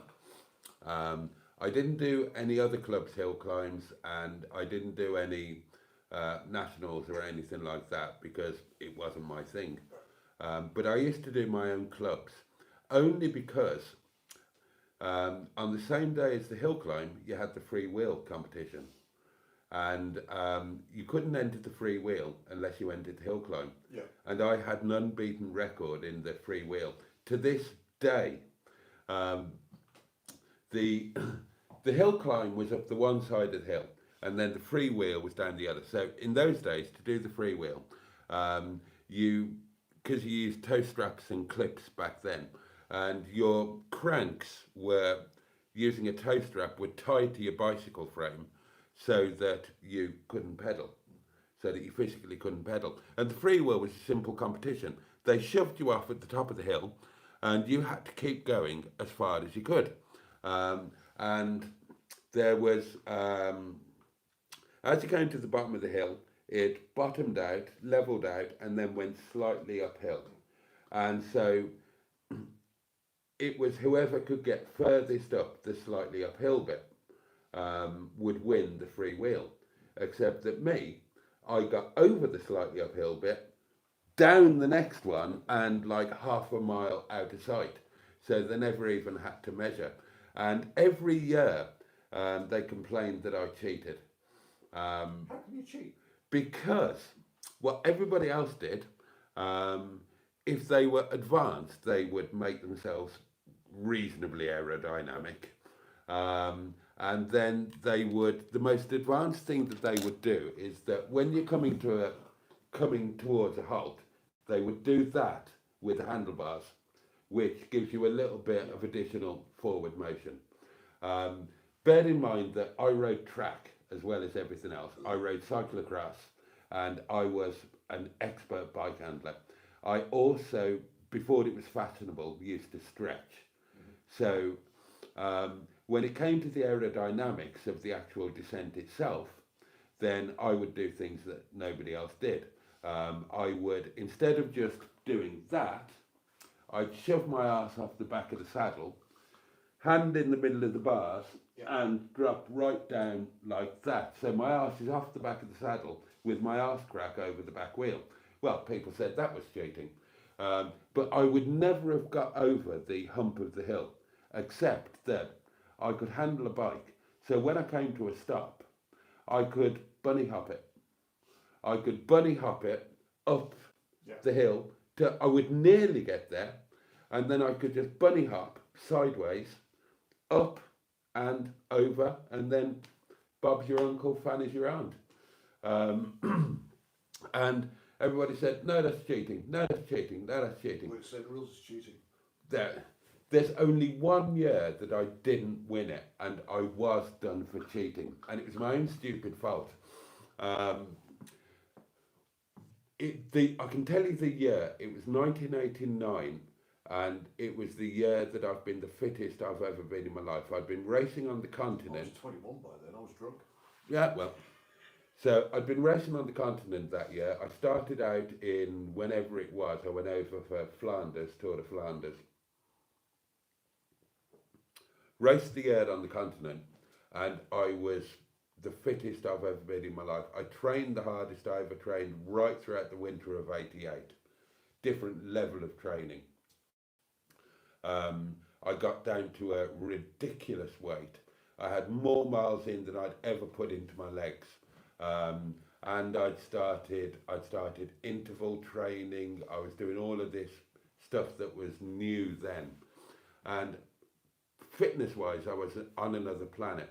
And I knew it because the Tour of Britain that year went up the witch cutting, Malvern.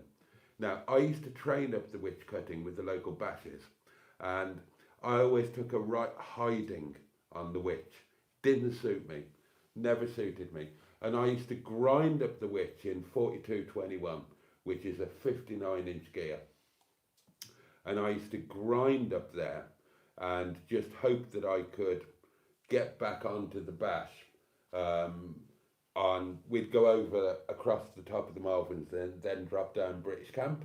And I'd hope that because I could descend, I'd get back with them by Malvern Link at the little post office, where we'd sometimes stop and get a Mars bar, because we'd be 80 mile in by then and we still had 35 or 40 miles to get home. And in '89, with all of the really good lads, I was in the front group and I was waiting to get shelled out the back, as I always did on the witch. And sort of a third of the way up, I'm flying. And I thought, I don't recognise this feeling. This is where I'm supposed to be being shelled out, and I'm flying. And cycling had taken off a little bit then by '89, and all of everything was painted on the road. The road was painted. And I'm flying, and the adrenaline's starting to flow. And I'm thinking, fucking hell. And 2/3 of the way up, I did something that I could never have dreamed it. I always climbed it on bottom gear, 42/21, 42 tooth chainring, 21 tooth rear sprocket, 59-inch gear. 2/3 of the way up, I put it in the big ring, onto the 52, as it was then. Or was it a 53? I think it was a 52. And I climbed the rest of the witch on 52/16, and then coming to the summit, I put it into 52/15, which is 93 inches, and sprinted and won the preem at the top of the witch. So that was when I knew that I'm a different human being than I've ever been before. So, and it wasn't that much later, a month or 6 weeks or 8 weeks later, it was the club hill climbing freewheel.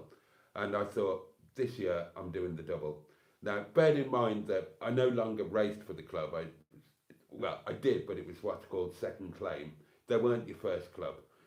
You're allowed something called second claim, so that if you had an allegiance to a little club that you started out with, you could ride for them second claim. So if your first club didn't want you, you could race for your second club. And bear in mind that at that point I was, I was riding pro anyway, or semi-pro in the UK. And I thought, I'm going to do the double. For the first time in my life, I'm going to win the hill climb and the freewheel. Because there was no human being in the... Well, if I was climbing to that level in that group, then go to a tiny little colloquial club. Yep. Who the fuck's going to beat me? You know, nobody. So I went out on my own, no support team, and I went out there and I took a fixed. I took it seriously. Now, if you do a hill climb seriously, you ride fixed, right? So I took an all-chrome track Carlton that I had that I used to train on, beautiful frame, and I had a 69-inch fixed, but I had. Do you remember sprint carriers? You put them on your front quick release, and they were like just little bar things, and then you put your spare wheels on those, so you've got like 3 wheels at the front. Obviously, only one of them is in contact with the road. Things like that. But it was a way of carrying your 2 spare wheels, because I needed to ride fixed for the hill climb, and then freewheel, obviously, for the freewheel. So that's why I've got my spare wheels on the front of my bike there, because I didn't have a sport car or anything like that. I rode there, old school. I rode to the event. And it was a track bike, but with a front brake, so that it was obviously legal for the hill climb, because on a fixed, you don't have to have 2 brakes. The fixed gear counts as your back brake, and then you have your front brake.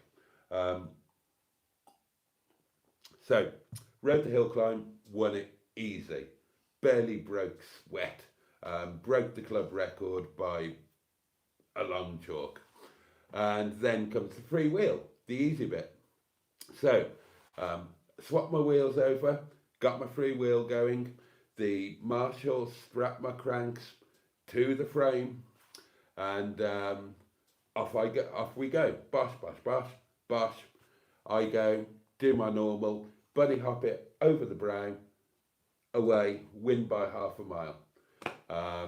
Then there's a hubbub, and I'm disqualified. I'm saying, right, here we go again. Right, it's not a disqualification against to assume an aerodynamic position on the bike. It's not against the rules to bunny hop the bike over the hill. They said, no, it's not that. You've forgotten something, haven't you, Mr. Smart-Ass Continental Racer? I said, what have I forgotten? They said, you're on a track bike. Yeah? You got a front brake. Yeah? You got a free wheel. Yeah. All right. Put a free wheel on your track bike, you need 2 brakes. To be legal, you need a front brake and a back brake. Your fixed wheel counts as a back brake. Put a free wheel in there, you haven't got a back brake. Boom, disqualified. I was beaten. I mean, I wouldn't say I'm still bitter about it, but I can still remember every single second, and that was like 135 years ago. Oh dear. Happy days.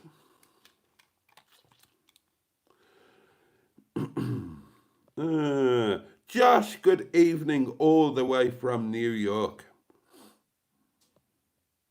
And a very good evening to you. Oh, thank you, Susie Sunshine. You're very kind. What do you mean I'm getting paid, Steve? I don't monetize these, remember? I think you should. I think you should put an advert on beginning. No, I'll never do it. I know you said it before. I think you should do a short ad at the beginning. Put it up for a poll on what the customers think. Because yes, it's community. It's still customers, whether you like it or not. Ask them what they think. I can't just put a short ad at the beginning. I monetize it or I don't. Yeah. Okay. No, I mean on the actual live bit. I monetize it or I don't. And if I monetize it, YouTube put the advert wherever the hell they want to put the advert. Okay, fair enough. If I could put a short ad at the beginning and a short ad at the end, I'd probably do that. Yeah. But I can't. Yeah. So you have advert breaks in the middle. Fair enough. Yeah, and not at the same time.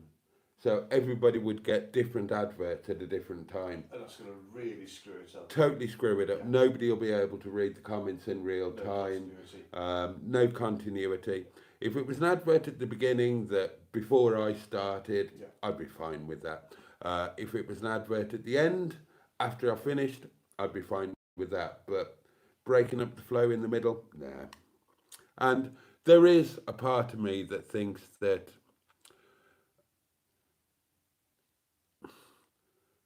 doing it this way demonstrates to me, to the community, and to anybody else that this is what I say it is. It's about the community. I come home from work, I'm tired, and within 10 minutes of getting in from work, the camera's on and it stays on. And I do that 365 nights of the year. And the only reason that I do it is for my friends, for the community. And that's kind of shown and proven when it's not monetized. Because you get the people out there who will say this, that, and the other, and that's the answer to it all. I am exactly the same as all of you, because you don't get paid for doing this, and neither do I.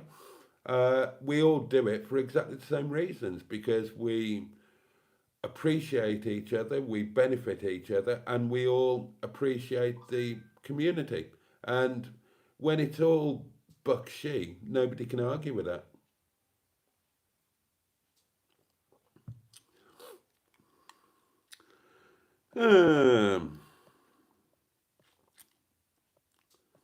Yes, that's true, Susie Sunshine. It's 90 days, I believe. Oh, well, there you are. Paul's answered it. Then Mandy did the kind thing and upgraded the membership. Keg on one, you're right. Europe is a million times friendlier to motorhomes than the UK, and camper vans and whatnot. Having a vodka tonight? No.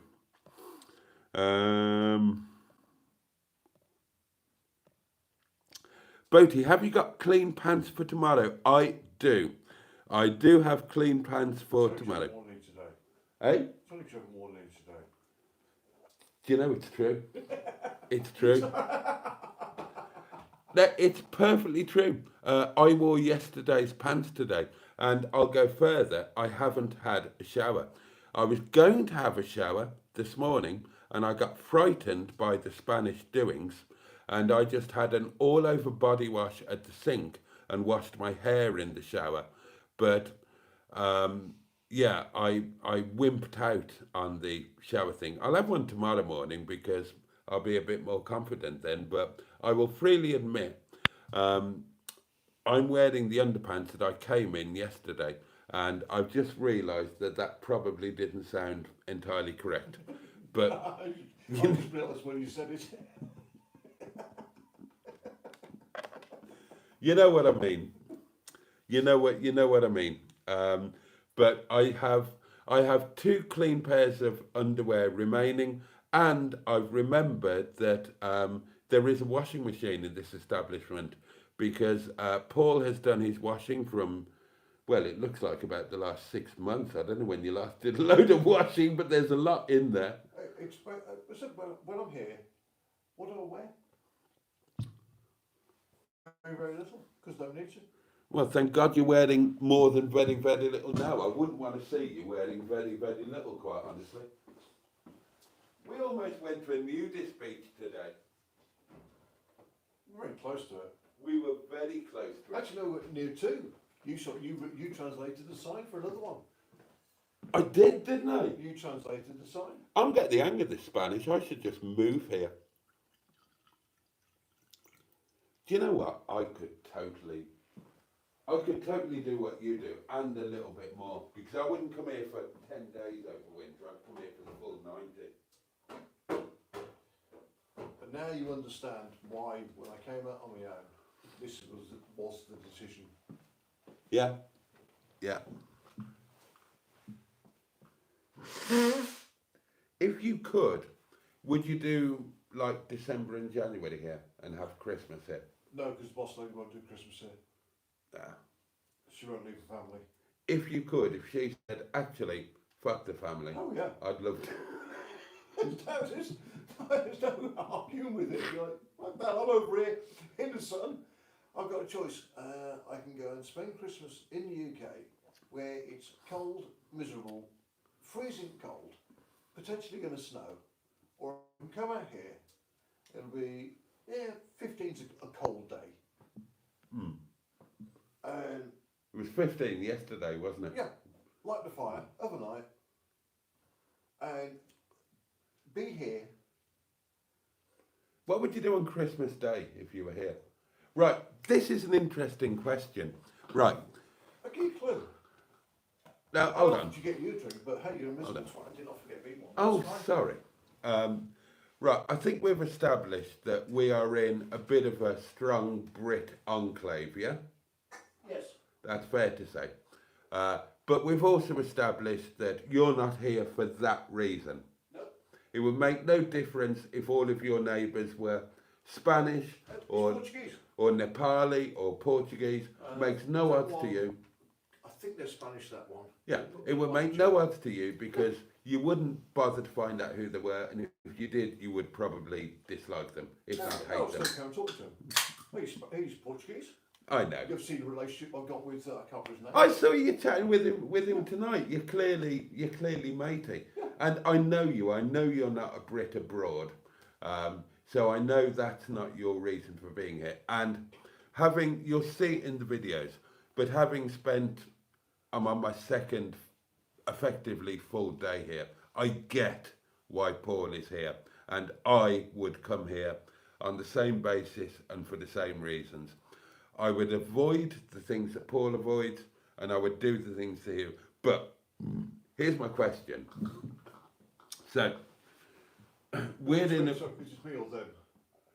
it's a question to you. Okay. I'll Right, put the phone down. because- I'll scroll through the comments. Right, so within a bit of a... Because I was too drunk. Within a bit of a Brit enclave. Yep. Imagine you were here December and January. Yeah. Right. So the initial question was, what would you do on Christmas Day?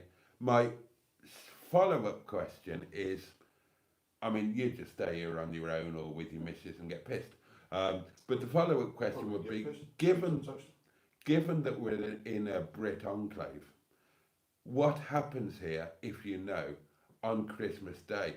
Does one of the British themed establishments offer a Christmas lunch? Loads of them do. Does anybody organise a Christmas party? There are loads of places to do Christmas lunch. Yeah? Same as the UK, stupid amounts of money. Would I pay it? Hell no. Because, would I go out for a Christmas lunch in the UK? No.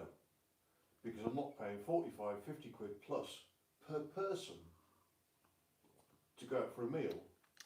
Fucking hell, you're out of touch. Where do you know that there's a Christmas lunch for 45 quid? I wouldn't know because I wouldn't go for one. Right, you know one place that does Christmas lunch for 45 quid, and that's mine. Birmingham. You won't, if you go to a British place, a UK pub chain, then 90 quid's your minimum. Fuck that off straight away. The only way you'll get cheaper than that is to go to a non-English place, a non-Christian place. Yeah, I've looked at the prices and gone, really? People pay this? Yeah. Well, it's like us. I go to my mum's first. We charge, okay, we put it up this year. It was $45.95 for 7 courses with champagne on Christmas Day, right? Because we I don't are... drink champagne anymore. I've given up that lifestyle. It's not even champagne, it's fucking, what's it called? The cheap shit? Spumante. No, fuck off, not that bad. Not that good. What's it Prosecco. called? Prosecco. Oh, it's not even Carver, it's Prosecco. It's Prosecco. I'm going to butt in for 2 seconds then. First year I went to Lanzarote. Bottle of Carver, €2.50. Yeah. Yeah. What was the name? Carver Queen? Rosaline, the Carver Queen. She's gone now, isn't she? She caused scandal. Another one. She, Too many of them. I don't know what scandal you're thinking of. You were never part of this, but you remember that on eBay, I started the Power Washers Scrabble League. Yeah. And that became Big Boaty's Scrabble League on Facebook. Well, Rosalind the Carver Queen, I can't believe I've never said this before. Very few people know. Joe Taylor knows. What was her eBay thing? You know Joe. Of course I know Joe. Joe's on my friends list. Yeah. Well, Joe is, when I was spending a lot of time in France, I was staying, Joe had a gîte on her farm, Yeah. and that's where we were based. And Joe was my best friend in the world and my closest friend for a number of years. A big number of years, actually. Joe knew, and not many other people, actually. Rosalind the Carver Queen, she came into the Scrabble League and became unbeatable. And it was so difficult to deal with because we were a social, competitive, but social thing amongst friends. And we happened to have world standard Scrabble players amongst us. Me for a start, Joe, absolutely world standard. Mark, whatever his name was, who was actually an official world champion. I was a world record holder. But we had players, I can't remember their names, but they were current world ranked players. And we all played in competitively, but in a spirit of fun and fairness. And Rosalind Carver-Queen came across and she was unbeatable. So somebody who, and how do you deal with that? Yeah. How do you deal with it? And that's kind of a rhetorical question because I'll tell you how I dealt with it. And it took a lot of thought and effort and whatnot. I had to change the nature of all of the competitions. We couldn't, because it's late at night. She's no longer with us, God bless her. And I'm sure she was a fabulous person. Never met her in person, did you? Steve did. Astro. Was she lovely? As far as I know, yes. Yeah, okay. Yeah, they got on very well. But she cheated. She cheated. In the online world, she didn't play her own game. She used a very advanced cheat tool, and as a result became... It's a website that does it for you. Yeah, yeah. We all knew what it was. We knew what it was because when this came up, Joe and I, and in conference with a few other people, said, okay, what's she using? Because we didn't use anything, so we didn't know what was available. I mean, we all play competitive Scrabble in person. So if we're playing online, it would be pointless because when we went into a real life thing, we wouldn't be able to replicate the performance. So we didn't have a clue, but we found out the most likely app, and then we set a series of traps. So anybody who played her, or when we played her ourselves, we took a screenshot of every board and every move, and we then, third party, programmed the game into this website that played the game for you, and every single move corresponded to this website. And we set up traps where the only place this thing fell down was it couldn't play tactically. It would come up with the highest scoring word or the highest scoring combination. So we set up situations where she or the thing had the opportunity to play the tactically correct play that any of us would have played, or the one that scored the most points but would lose them the game because it would open up something for us. And every time it fell for it. So at that point we knew she's cheating and this is what she's using. But how can you prove it? Yeah. There's absolutely no way to prove it. And it would have caused disaster socially, because we're not a professional thing, we're not a official league thing, you know, we're a group of enthusiasts around the world on Facebook. So the way that I decided to deal with it, I came up with a load of different competitions where the cheat tools wouldn't work. None of them. Sweary one. You remember? 3-letter one. Yes! Yeah, the church. Yeah. Yeah. I came up with all of these mad things where you would have to be able to play. Where you go, how do you know about those? You didn't play with us. I did. Did you? When you were on a leave of absence. Oh. I was in it for a short while then. Oh, when Vicky and Rob Yeah. did that. Yeah. Okay. Okay. I never knew that. Very briefly. We're learning so much more about each other. My problem was I had to walk away from it simply because of time, rather than anything else. So that would have been in the Facebook era then. Yeah. That right. It was amazing. I mean, people don't realise genuinely how busy I am. I'm lying here on the sofa now. Yeah. And in those days, I was running 2 businesses.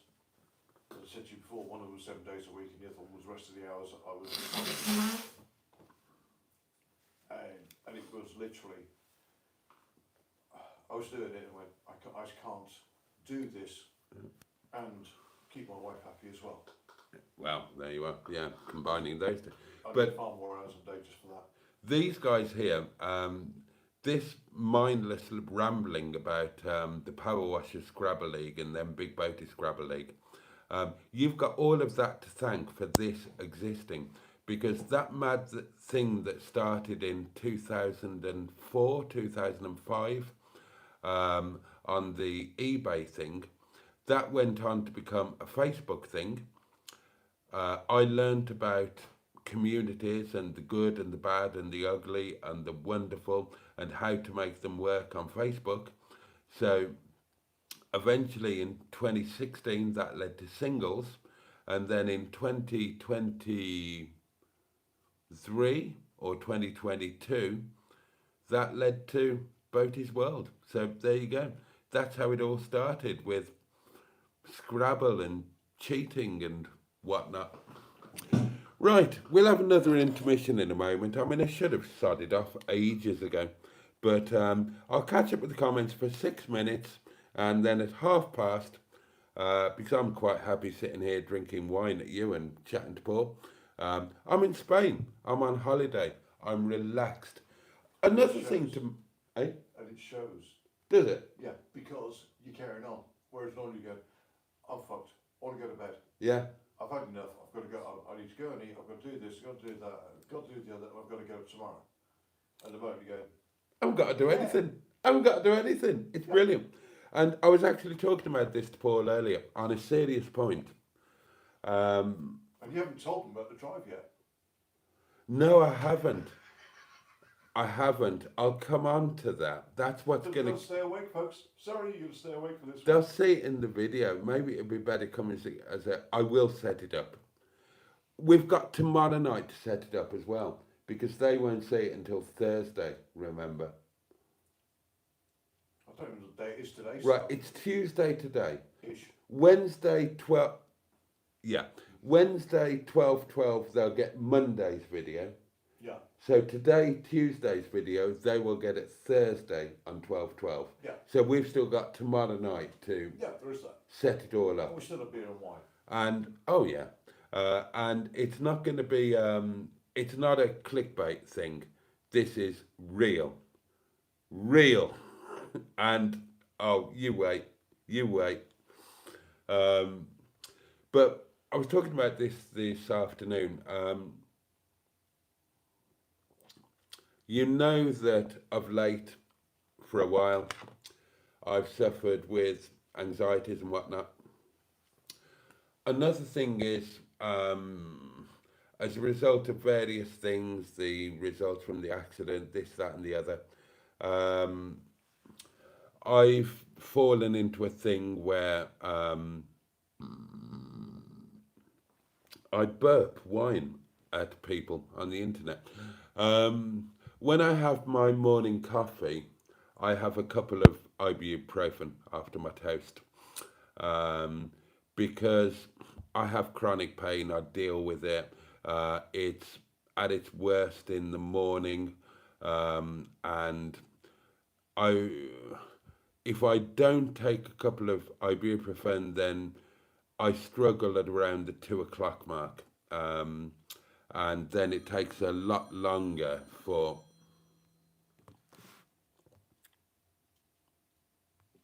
Hello, matey. Hello, matey. You know what time it is? I do. Bless you. Thank you very much. I shall go and enjoy one. You are very, very kind. Oh, dear me. Are you sitting in the seat or coming out for one? I'm coming out for one. Oh, you're on your own again, mate. I'll sit in the seat. I'm on my own again, am I? Oh, cheers. Thank Oh, you hang very on. much. No, you are going to have company. We're going to do it in shifts. I'll come and sit in the seat and make most of my lovely chairs.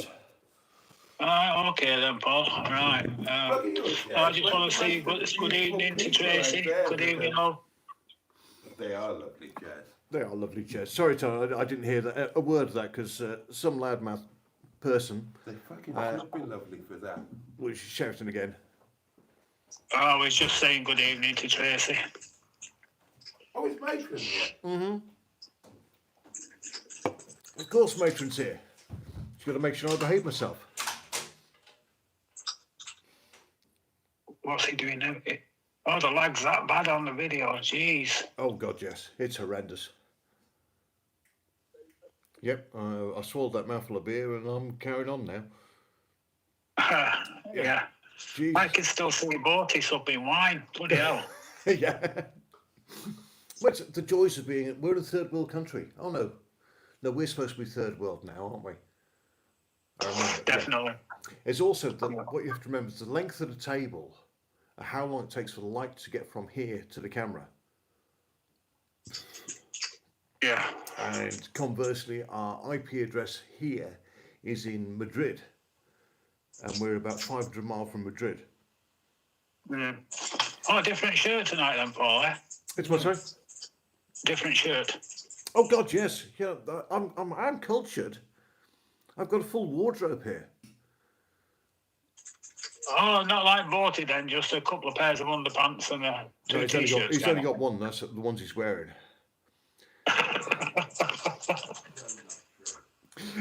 Oh, dear. There's the comments coming up and going, what's going on? They're still too far behind. They'll hear it all in about 2 minutes' time. Yeah, I know, it's balmy. I'm talking to you Yeah. on time kind of thing, but the stream's way behind. Yes, very, very much. But no, the joys of this place is it's effectively a second home for me. Is that your normal, like, holiday home? It was supposed to be a permanent home. Yeah. But due to a variety of reasons, unfortunately, we couldn't do it, and we've got to wait a little bit longer for it to be a permanent home. So it'll be a holiday home for the next, what year are we on? Yeah. 11 years. 11 years now and 2 months, and no, not 2 months. 1 month and 22 days.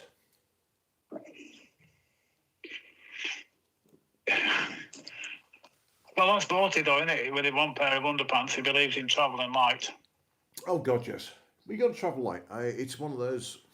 Again, if you know Ryanair travel rules, you can have a tiny little bag free of charge, or you can pay stupid amounts of money to have a carry-on case, or ridiculous amounts of money to have a suitcase. Yeah. And it's a question of, is there enough space in the ridiculous little bag and my pockets for me to carry all the clothes I need for a few days? Plus all his ancillaries. You brought a pair of slippers. Of course I bought a bit. No, And that was it. no, You that's bought a not pair true. of He's slippers. telling me, I said, I bought a pair of slippers. I didn't bring a pair of slippers. I bought a pair of new slippers because my old slippers are knackered, which I'm still wearing, but that's by the by. Old slippers are comfy though, aren't they? Yeah, it's familiarity. But I realised last time I was out here that they'd seen better. Can I just interrupt this live stream to say that, right, this is his house. He has owned this house for 7 years. He didn't piss about with the mortgage or anything like that. Nope. He just said, how much is it? Right, hang on, I'll get my purse out. There you go. No, No, I the know. holiday purse. Oh, the holiday purse, yeah. So, He's been here for Well, 7 I years. didn't mean it in a nasty way. I was just asking if it was his holiday home kind of thing. Oh, there's no offence taken. Please don't think there was, because there isn't. It's just one of his many homes. He has, he has quite a lot.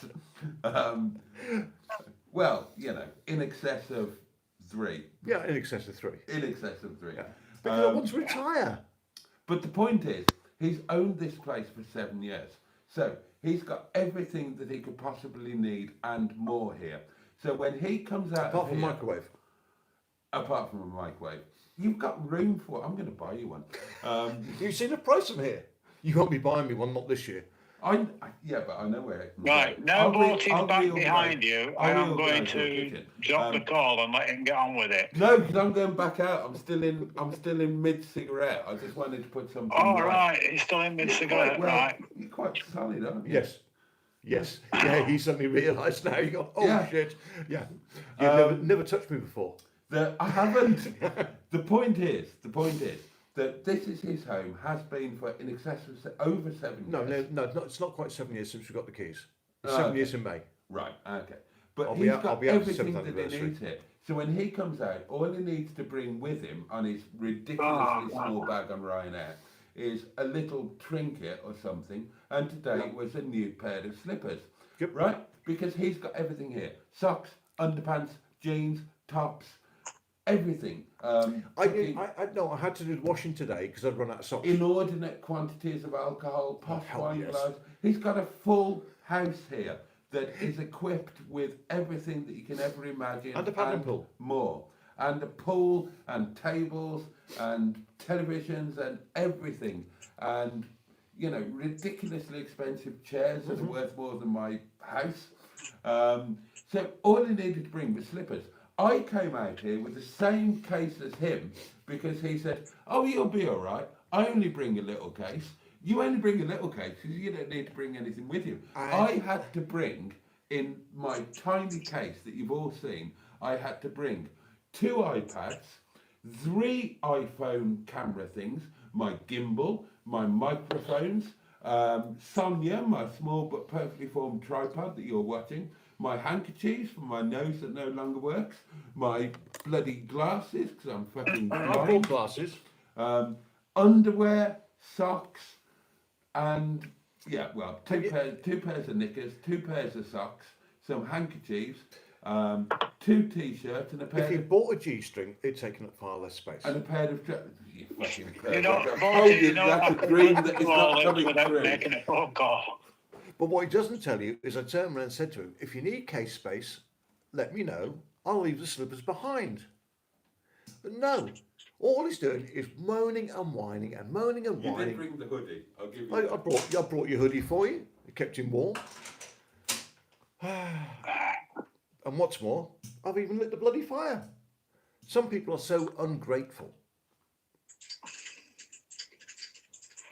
I bought you lunch. You bought lunch today. I'm impressed. Admittedly, you bought lunch yesterday and dinner last night, and then Did we have dinner lunch again last night? tonight. But, Oh yeah, we had lunch last night. Yeah, we lunch yesterday afternoon. Sorry. Yes, we went to the Super Merciado. oh yeah, we did it at home, didn't we? Yeah. Like an old married couple.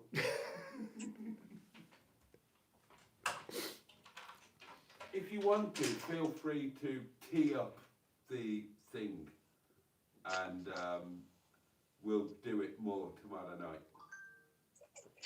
Were you talking to me then, Boaty, mate? The Top Gear thing, our thing, the Oh, Thursday on Thursday. I've got to work out how to do shit like that, and you know that. Okay, what, you want me to set it up? If you want to. Okay, It's not coming through anyway, so I'm going to hang the call up. All right. I'll Paul. speak to you anon. If not later tonight, it'll be tomorrow. Yeah. And thank you very much for your call, sir. That's okay.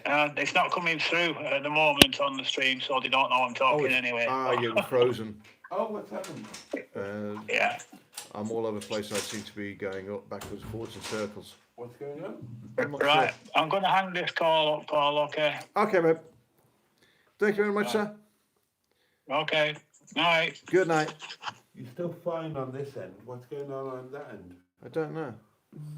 It said it stopped going through.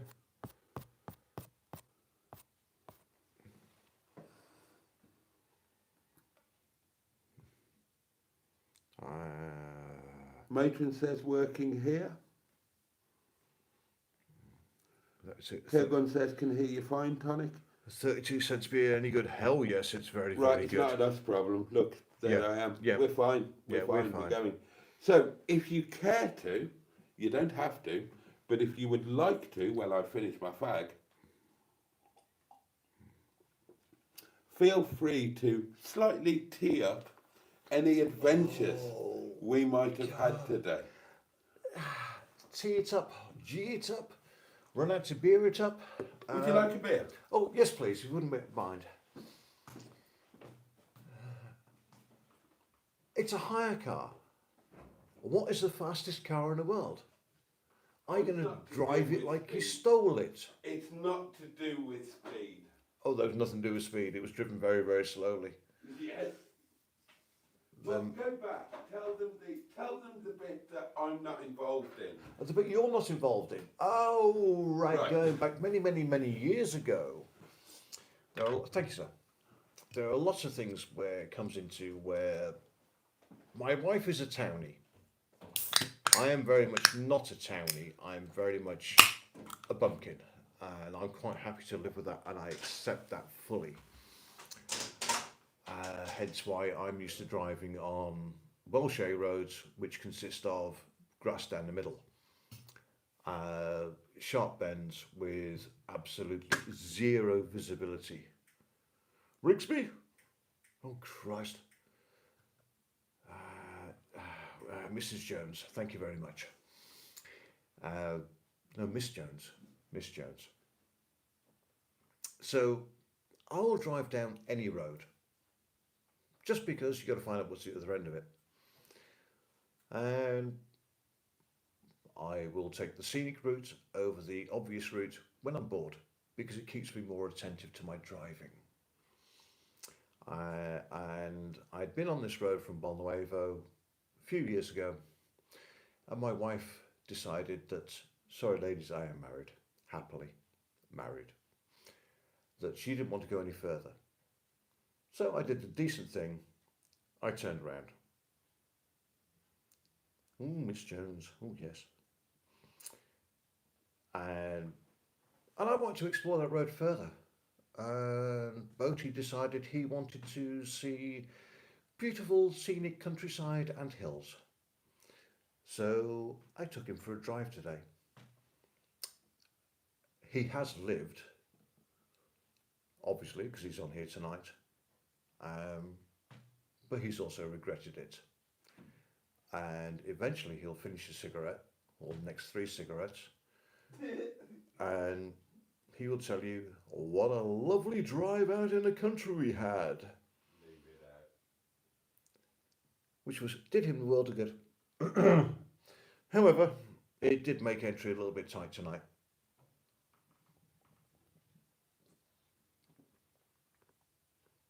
Had Simon and the pulses.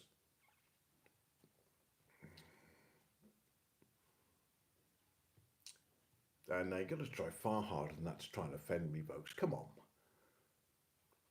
Have you not realised just how much I've taken a piss out of Boaty for the last 2 days? Oh, the motor was far too boring and bland. I'd rather have done my old 528. That'd have been fun. That'd been tailhouse on the gravel.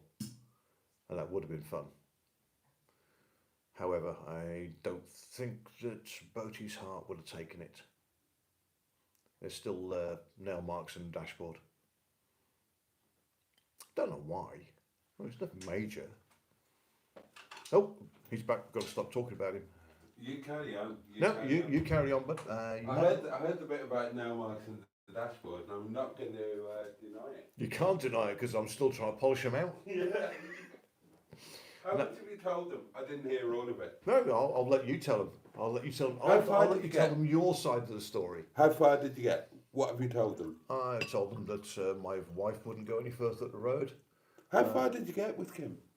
I mean, obviously, obviously, I know you've been to third base, but Keep going. We probably didn't even make it as far as the roundabout. so you didn't get to the camper van. Oh God, no. Oh, really? Really, I think I don't think we made as far as the roundabout. Okay. The Right. roundy round. Right. If we got to roundy round, it'd be roundy round and back again. Okay. Well, I can totally take it from there then. Yes. I'm on it. All right. I'm going for a cigarette while he. Actually, no, go for, have a wee first. No, not a cigarette. 'Cause it's cold outside. Yeah, good. It's not that bad. It's not that bad. It's quite temperate, and it's lovely to come into the warmth of the log burner. Right. Okay. So today, I gave Paul quite a definite brief. I woke up. I was feeling quite splendid. I only had the one cup of coffee, and you know, when we were chatting about the day ahead, he had his ideas. I said, ideally, I would like our day to begin with a coffee somewhere nice. And then I would like a drive so I can familiarize myself, learn about the place where we are, and the stuff that I can see in the distance around us. And then I said I would like lunch somewhere lovely, maybe by the sea. Now, as I think he's already told you, we went to Buon Nuevo, we had the coffee, I've told you all about the bar, it was amazing, blah, blah, blah. And then there was this road that I think he's told you about, he doesn't know where it goes. His wife made him turn around because she said, no, no, no, no, no. We ended up going on that road. Now, he's just told me how far he got with his wife. This road, this fucking road, he went on Google Maps and it appeared to be a road. Right, it's not a road. It's not a road. So we set off after our coffee and before lunch. And we went on this road out of Buon Nuevo, kind of following the coast. And this road went from being a road to being a semi-road. This is after he turned back with Kim. And it became a track, an unmade track. That's one thing. And you can say, yeah, it's a hire car. It's the suspension is going to take a bit of a beating, blah, blah, blah. That's not the point. That is not the point. The point is that this became a track that it turned out was not even a vehicle track. It was a track for hikers. And if any of you know Giddy Edge in Matlock Bath, or if you know on Snowdon, I can't remember what it's called on Snowdon. John Fletcher. No. No, John Fletcher comment on here. Oh. It wasn't road to nowhere. It went to road to somewhere, but we didn't get that far. It was a road to nowhere. Well, it was a road to nowhere, purposeful. I'm trying to think of the thing on Snowdon, and I can't think of it. The railway? But it's basically, no, there's on the, it's late at night, I've got a mental block, but there's a terrifying walk if you do the hard bit up Snowdon, and I can't remember what it is. But Snowdon in the snow years ago. Giddy Edge, Matlock Bath. Right, if you're familiar with any of these, then they are narrow climbing or hiking paths that are cut into the side of a mountain with a sheer drop of hundreds or possibly thousands of feet. So you've got a path that's a few feet wide and then a sheer drop off down a cliff into the valleys or sea below. And there's no kind of guardrail or anything like that. So there's no messing about. If you had an epileptic fit or whatever, or a massive gust of wind or something, and you blew off this tiny narrow path and you went down the side, then you're dead and there's no question about it. Well, it turns out there's one of those near to here. and we drove up it. And I can't. No, I drove up it. You hung on for shit. I wish I'd been driving. I can't emphasize this strongly enough. This hiking path around the cliff of a mountain that was completely unmade. It was not unmade. It was definitely made. It's even got a road name. The last bit has got a bloody road name, according to Google Maps, when it comes down from the cliffs and is in a thing, and I'm not convinced it goes through. I might go and research this in person tomorrow. So basically, the road comes to an end. It then becomes an unmade road and begins to wind around the coast, cut into the cliff with a sheer drop down to your left. No guardrail, nothing like that. You've just got an unmade road with Sorry, there were Spanish guardrails. bushes. Yes. They weren't. They were periodic. They were not. They were not. You've got to be able to see the view somehow. Well, we certainly saw the view. So it's this unmade road. God knows what the purpose is for it. It cuts around the contours of the mountain. The sea is hundreds of feet down below. The track is just about the width of a small car. And Arseface over there decides that we should continue driving up it. I am saying this is not a sensible idea. The unmade road then became an even less made hiking path, suitable for possibly, if they were brave, 2 people walking abreast. But they would have to be brave. And good friends. And good friends. Now, I can't overemphasize this. By now, we are a long way up above the sea. It's a tiny, winding path for 2 people at most walking abreast, but I think most people would be sensible and do the single file thing, clinging to the cliff edge and staying as far away from that nasty drop off as they possibly could. We are driving up there in a rented Opel Corsa. He's driving Up with vertigo. and refusing to stop, and I am kind of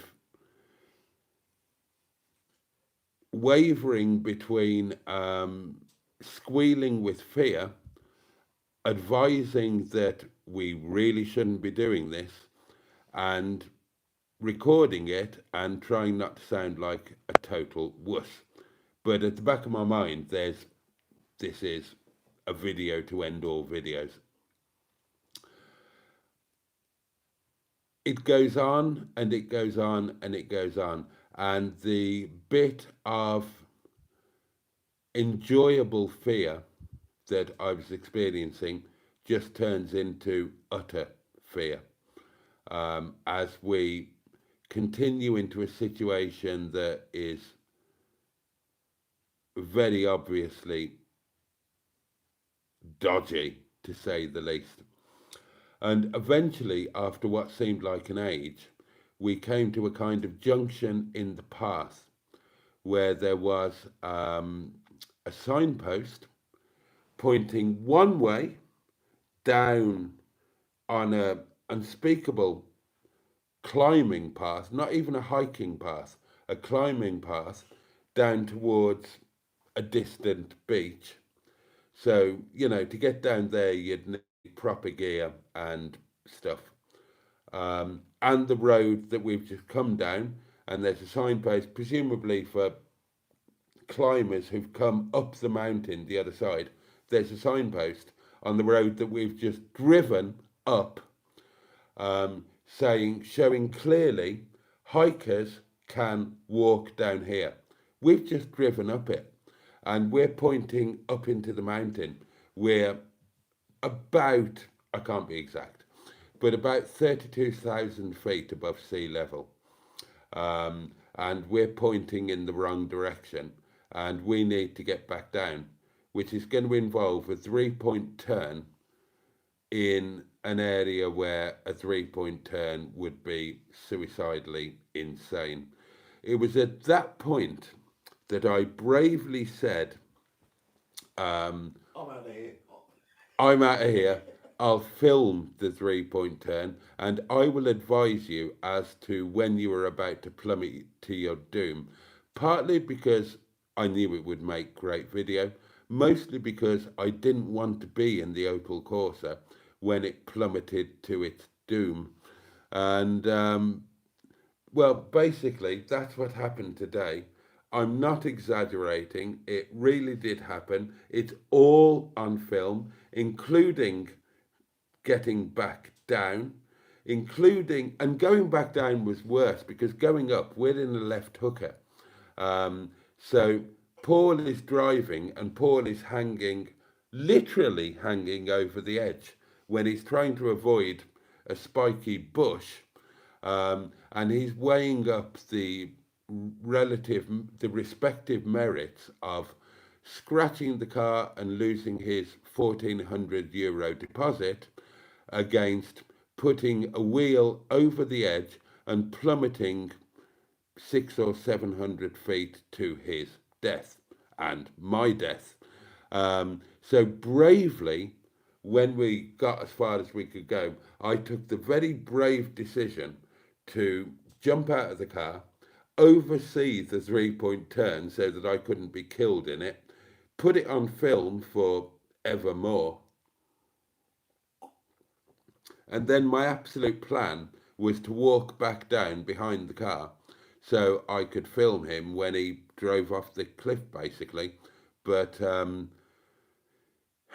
he made me get back in and put your seatbelt on. And put my seatbelt on. That was the thing I was telling you about earlier. He did this 3-point turn. And I very reluctantly got in because I really wanted to just walk down behind the car, well behind the car, so that when it fell off the cliff, it wouldn't hurt me. I'm genuinely concerned about the path crumbling because it's genuinely a hiking path and it's not supposed to take the weight of a car. And it would only have taken, I mean, I'm being serious now, it would only have taken 6 inches. I've read 2 foot. Oh, a foot, maximum a foot.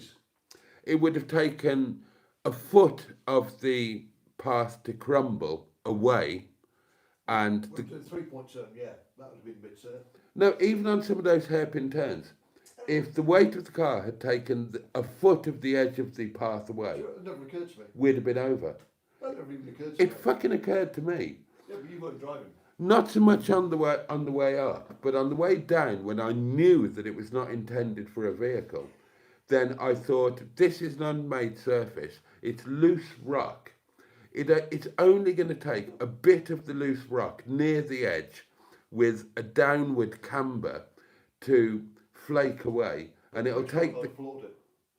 You didn't floor it. No, at which point I would have floored it. Oh, you would have floored it. If I felt it going, I'm fucking out of here, boy. Well, that would have been great. We would have accelerated to our doom as quick as a Corsa could have taken us. And we'd have gone out. Did that not occur to you? It occurred to me all the way down that this is not suitable for a car. And if the edge goes, that edge goes, we're over. Because we'd made it up there. And dislodged all of the stone. Someone had also driven a pickup truck up there. Admittedly, they hadn't driven it back again. A long time ago. It had been rusted out for 40 years. Yeah. So obviously they decided it wasn't worth driving back again. Exactly. And we decided that it was. And I thought... And I thought, we've got... Okay, it's a Corsa. But I thought, we've got a 1.5 ton car on a hiking-only path. We're going to have dislodged all of those loose rocks. And going back down, it's only going to take a relatively small amount of them to shift. and it'll take the car, and we're over.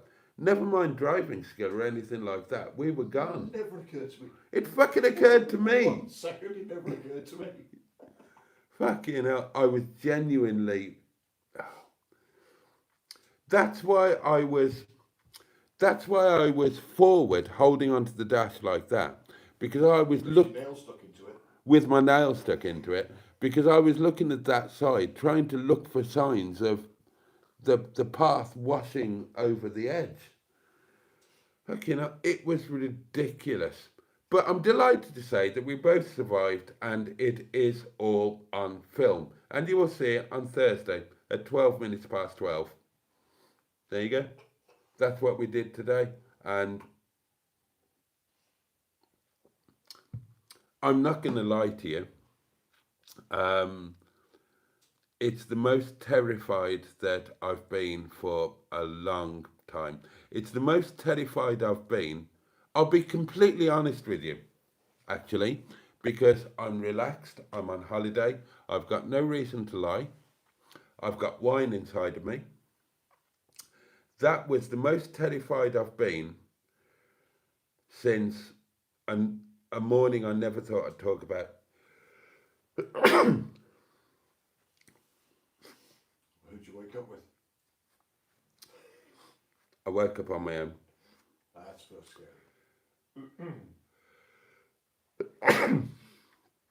It was the most terrified I've been since 4 years ago.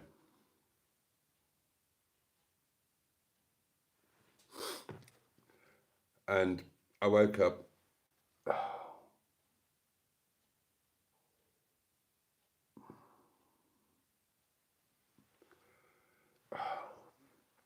And Chinese madam was there at the side of my bed with a cup of coffee and a glint in her eye. And a pair of clippers in the other hand. Hashtag me too.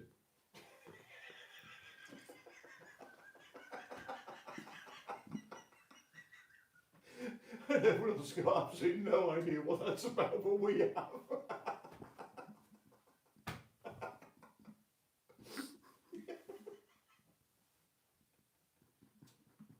I'm fucking crying on that one. Oh, God.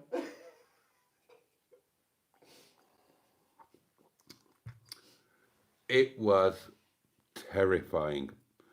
It was terrifying, and it was ridiculous. And that's why lunch tastes so good. And that's why lunch day.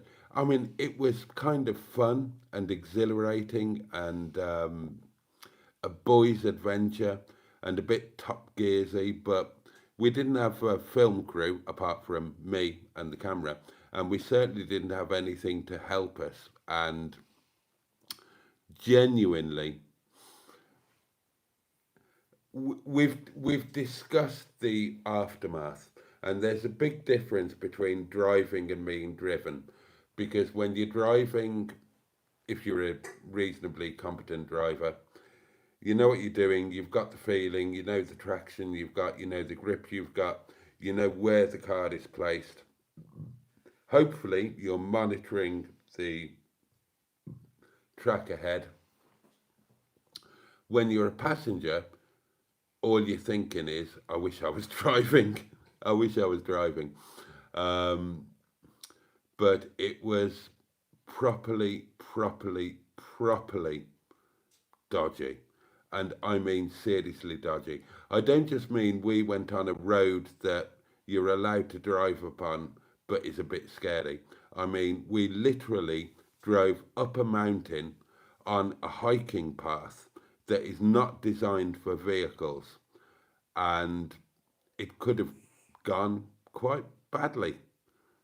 And there you go. That's going to be your film on Thursday, along with a nice lunch afterwards, a nice coffee beforehand, and some burpage. Right, let's have a look at the comments, which I've ignored for a while. What time is it? Fuck me, we've been going for 3 hours. 3 hours. It's one of the bad influence. Well, let's have some more wine and then we'll think about stopping it. Are you on another beer? Oh, God, yes. Oh, good.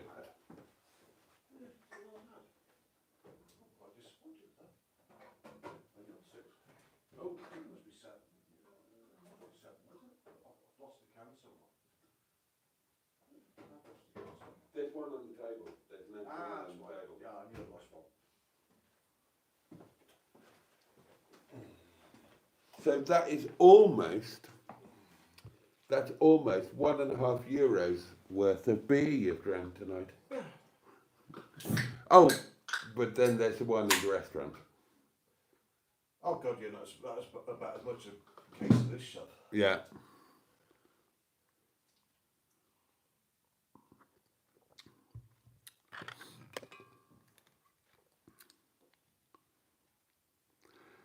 Okay, let's have a look.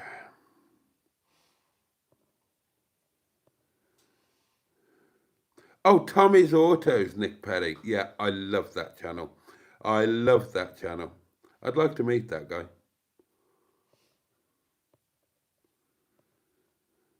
I come for the long-winded stories, says Yasmin, and I stay for the long-winded stories. Oh, yeah, Tommy's Autos, absolutely brilliant. Absolutely brilliant.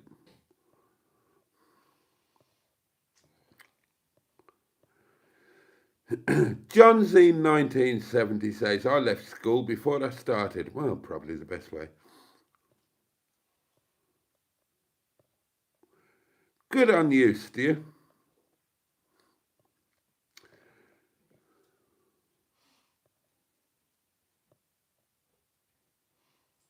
I hate you, Crilly. Oh, now we're doing the Father Ted stuff. Right, obviously I'm way behind, but I'm... There was a comment earlier about, do I live here or do I live in the UK? I can't remember who it was. Okay. Which takes too long to type out the response to that one. I live in the UK and I come here whenever I've got a bit of free time, or if I haven't got free time, I'll still come here. My passport is basically needs replacing. I've got to buy a new bloody passport, even though it's not run out yet, because I flip between the two. Boss lady gives me total freedom, which is a bit of a shock to most people. Cribgoch, that's it. John Fletcher, well done. Yeah, Cribgoch, of course it is. Sorry, but somebody just whizzed in with that, and that's exactly what I was looking forward to it. Yeah, I know what you mean. People forget that Spain was once a place of death with a dictator. You were talking about that earlier. Yeah. You were. That's Franco, isn't it? Yes. And he did some bad things, didn't he? Very, very bad things. Yeah. And it's only now, we're talking 30 plus years later, might be 40 years since he died, that people are now starting to talk about it. People don't want to talk about it. Boaty, did you soil your pants? No. Because you have any on. And I'm very proud of that, because I was metaphorically, if not literally, utterly shitting myself, and I won't deny it. That was scary. Right, if I'm honest, if I really thought that, if I didn't have faith in who was driving, then I would have made sure the car stopped, and I would have got out and driven myself or just walked back down. So one of your comments when we were driving back was my lackadaisical style of driving. One hand on the wheel, one hand out the window. Yeah.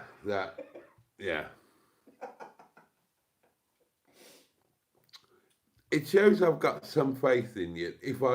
Because genuinely, that could have been. Oh, God, yeah. It could have been.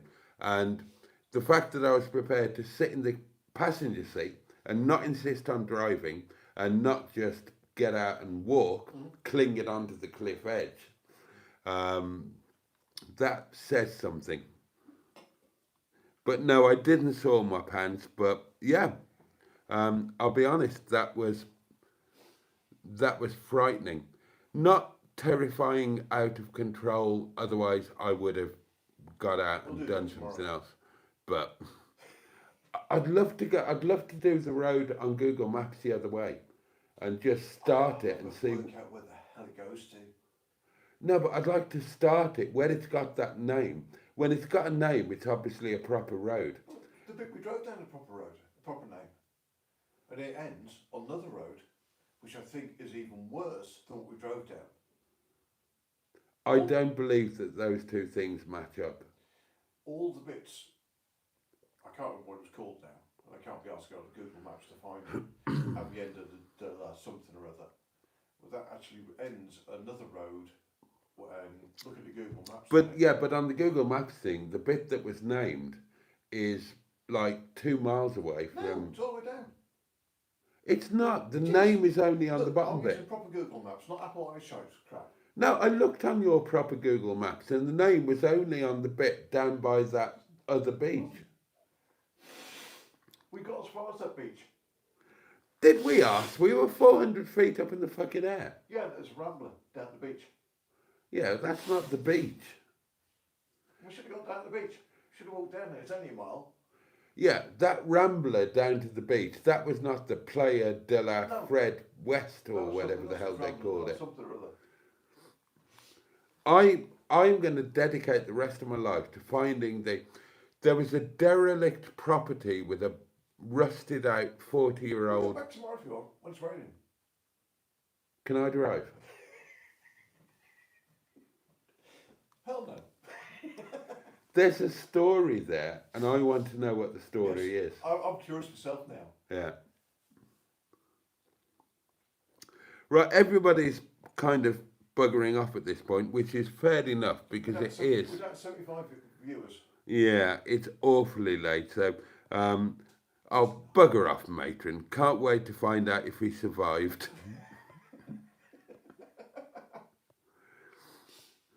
He did, but his pants didn't.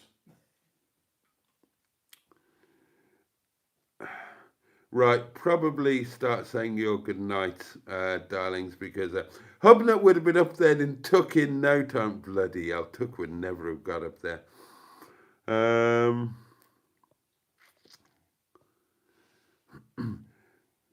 Oh, you did the Captain Slow thing. Oh, only because... No, someone else did. Someone else started. You happened to be taking the Clarkson role at the time. Yeah, someone said you were. You fuck. If I'd have been driving, would you have tried to drive? Pass. Depends how fast you drive, because I wasn't driving that fast. No, you weren't. In I was fairness, actually being relatively sensible given You were. the road conditions. you were The fact that a little casual on the steering wheel at times. No, it's my credit card's got a deposit on it, so I was being a bit. It's my life that was going to go tumbling over the How many edge. views have you got? Yeah, well, that's a fair point.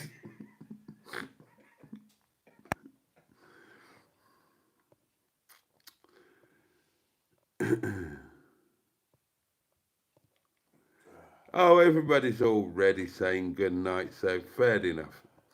Fair enough. Thank you all for your company tonight, of course.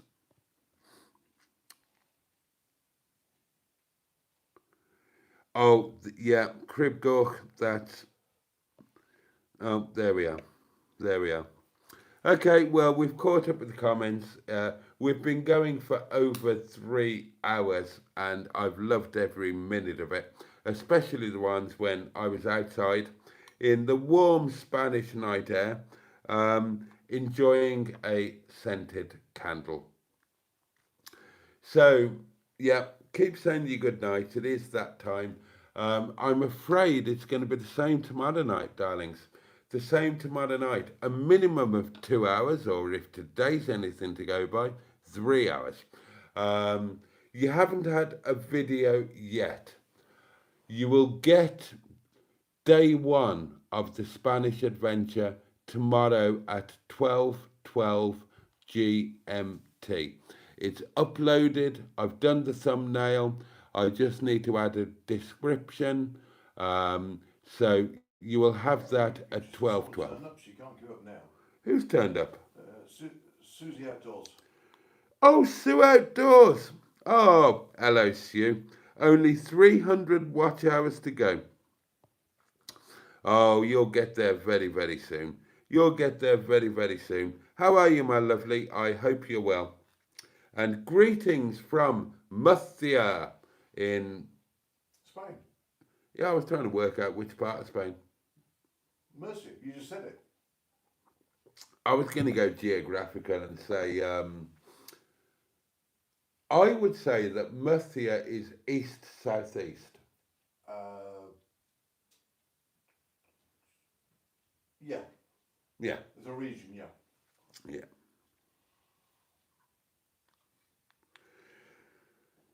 Oh, you've got an epic vlog for tomorrow, Sue. Wait until you see mine on Thursday. Oh, we will blow you out of the water. Right, so yeah. Excuse me.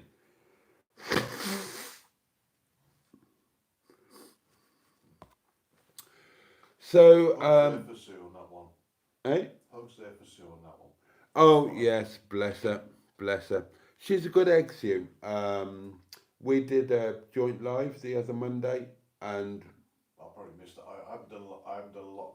I'll hold my hand up. I haven't done a lot of videos recently. oh, okay. Well, to introduce you to Sue of the Sue Outside channel. Has it Sue the Banshees? No, Sue Outside.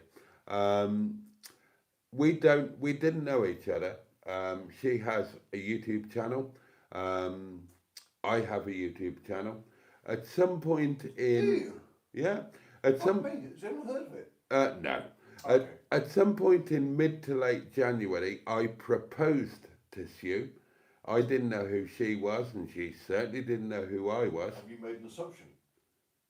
What sort of assumption? That she's a female of the species. She's a YouTuber. You can look at her. Yeah. It's still an assumption. She's got boobs and children. That's still an assumption. Yeah, but one I'm comfortable in making. You have got boobs. You Hey? haven't got any children, but you got boobs. I've never lactated. Yeah. Debatable. It's not debatable. I've never lactated. I'm dairy free, including my moobs. So I proposed to her, and she wondered who this random guy was proposing. So she came along and had a look at the live stream and the community and thought, this seems mad, and thought, I'll become part of it. So She has my sympathy. we met up, and we went off for a night of wild camping.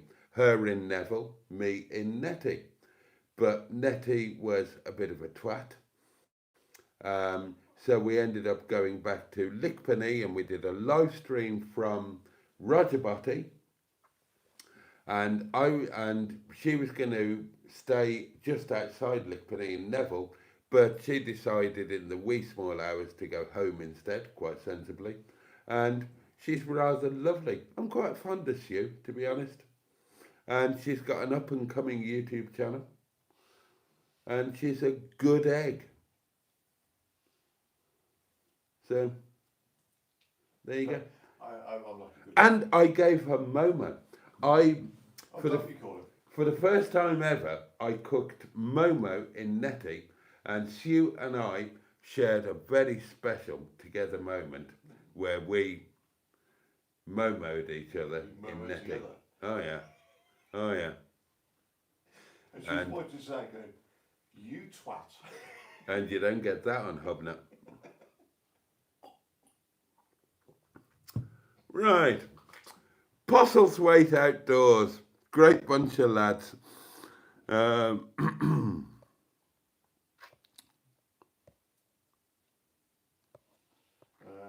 Matchmakers, it's a very large table. However, it's still a very small head. Doesn't do giving good head.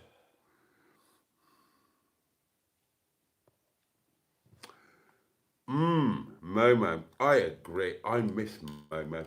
That's one thing that you can't get in Spain, which Have is you where. tried looking?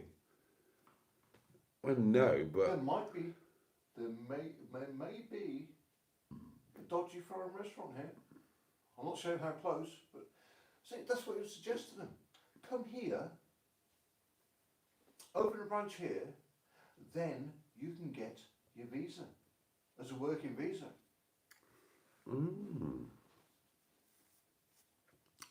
that is a thought. That is a thought.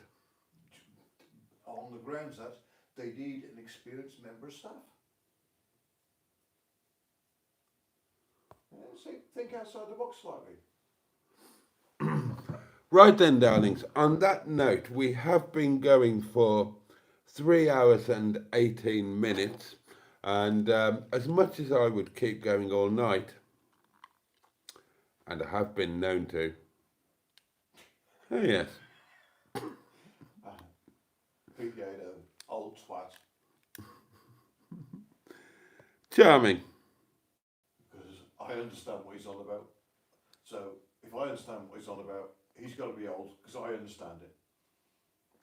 The round window with golly. Oh, blimey. Play away. Yes. Play away? Yes. Yeah. Right then, darlings. I am going to sod off. I'm going to have at least one more glass of wine. I'm going to write the description to tomorrow's video, or not, and just do it tomorrow. I'm certainly going to enjoy one or possibly two more scented candles with some more wine, and I may even have a small element of snackage before I collapse into my bed. Because, damn it, I'm on holiday. And why shouldn't I? Fucking hell, I can't see a thing. Oh, I can if I do that. There we are. Thank you so much for your company tonight. I'm so incredibly grateful. Because it just wouldn't be the same without you. And let me, fucking hell, the extra depth tea light has lasted not one but two live streams. That's about 5.5 hours that tea light has been going. That's doing well actually. It's a hell of a tea light. And the log burner is still going, and the temperature. I've been for a long time. The log burner is going beautifully, and the temperature is a toasty 21.0 degrees. And my bedroom door's open, so the warmth will be heading into there. So that's nice. Both doors are open. Have you got a heater in yours? No, you've got it. I bloody put it on last night as well. I don't blame you. And then I've got an electric blanket. I will say that I have an electric blanket. I woke up and I had to turn it down. I'd gone a bit OTT. Yeah. Don't worry about it. I don't pay electric bill. Oh, I didn't. I didn't worry about it in the least. I have a wife to do that. I was just, last night was all about escaping hypothermia and enjoying the €4.25 €4.25 per bottle wine. It's fucking amazing. Ah, we've done well for booze and food, haven't we? Oh, tell them what you thought of your meal tonight. You had chicken tikka biryani with. Chicken tikka biryani, very, very nice. It's one of those where there's never enough curry sauce on it. My problem is, contrary to popular belief, I live a low-fat diet.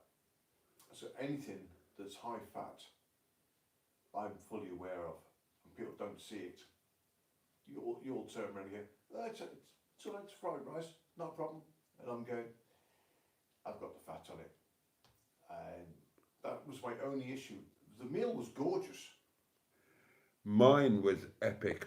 Half a roast chicken, chips, salad, onion rings, more salad. I scoffed a lot. I put olive oil on the salad, with ground black pepper, and I just wolfed it all down, and it was amazeballs.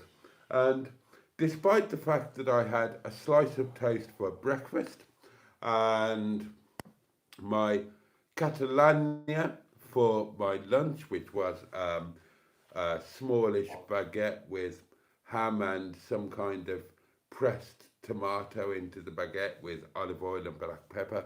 And despite the fact that I ate half a chicken with this, that, and the other, I'm still going to have a little bit of a snack before I go to bed, because my body is used to eating before I go to sleep, because I work in hospitality. And I know I got that the wrong way around, and I did it on purpose because I can. I'm on holiday and I'm loving it. And I'll tell you this, I needed this. And my attitude when I go back home is going to be very different, because for 2 days now, for 2 days now, I've not suffered any level of anxiety, any level of stress. My chronic pains have disappeared and I'm just relaxed and happy. And I'm realizing that I've allowed myself, or whatever, to get into a situation where I'm not doing myself any favours. And this has forced me to get out of that, and realised that I've got it sorted. That I have the lifestyle choice. Ignoring the financial side of it, because everyone will think I am well rich. I'm not. No, you're not. And that's what people don't realise. Everyone thinks, oh, he's got a place. And in that's Spain. genuine. You actually aren't. No, I'm not. I'm generally not. We have me and my beloved other half live on roughly minimum wage each. Yeah. We were talking about this earlier, and I thought that if you talk about sheer income, then last month, which was a bit of a weird one, I earned more than you. A hell of a lot more than me. I had a good month last month, but then month as well. But my outgoings were a hell of a lot more than you as well. Yeah. I'm not debt free. Yes, I own two. You're effectively debt free. Pardon? You're effectively debt free. I've got enough money in the bank to cover my debts. Yeah. Okay, I'll hold that one up. I have enough money. And your major debt is to a parents. Yes, bank of mum and dad. Yeah. So will they call it in? I actually asked him if he wanted the money. I've got the money to cover it. And as we were discussing, your parents are in their mid to late 80s. Yes. And you talk about that kind of thing. Yes. And the fact that you might on paper owe them money is kind of immaterial when none of us are immortal. Yeah. And you are there. Yeah. Yeah. It's also on paper with my siblings that I owe my parents money. And one of the conditions of me borrowing that money to start with was I told my siblings that I was borrowing the money. Mm. And it was all, okay, fine.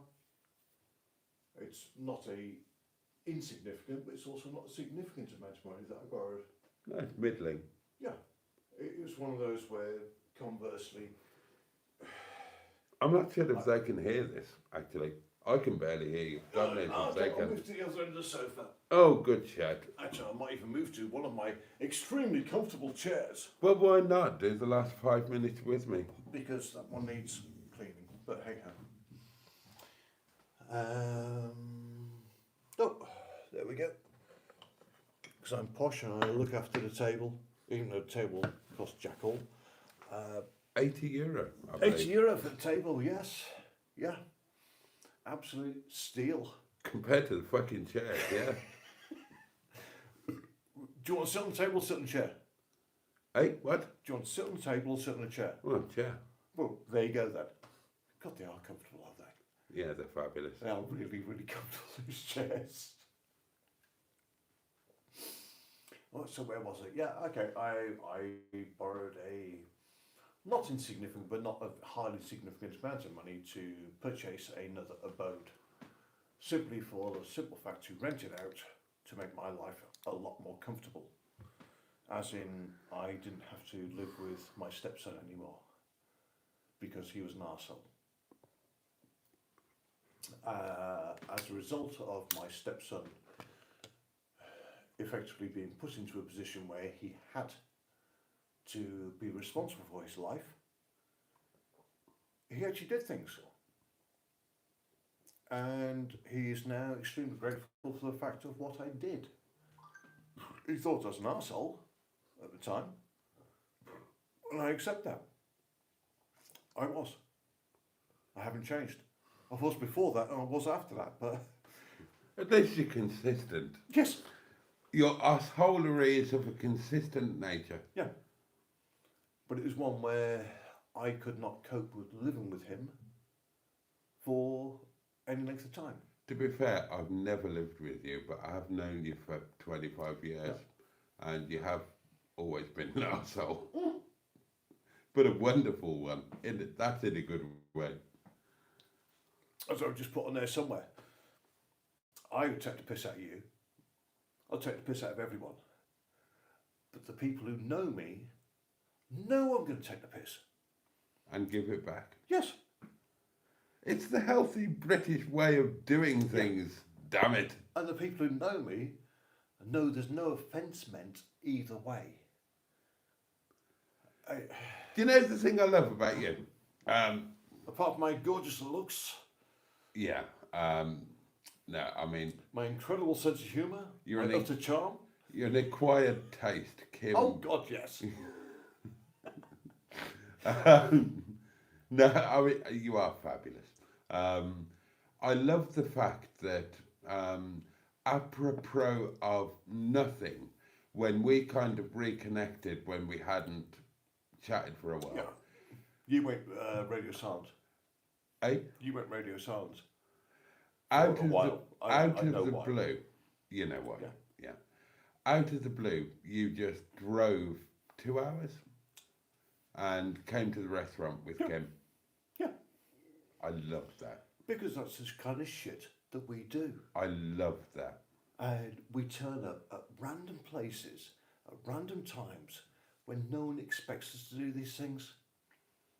And it broke the radio silence, didn't it? And as a result, we're here now. Yeah. Sent you a message, book us down for 2. Yeah. And you serious? Yeah. Yeah, I'm driving 2 hours. Of course I'm going to drive 2 hours for a meal. Hell yes. What did you have? Oh, God knows, I can't remember that far back. I know we're Momo's. I think you told me what to order, didn't you? Yeah. And I think I told you to have this stew.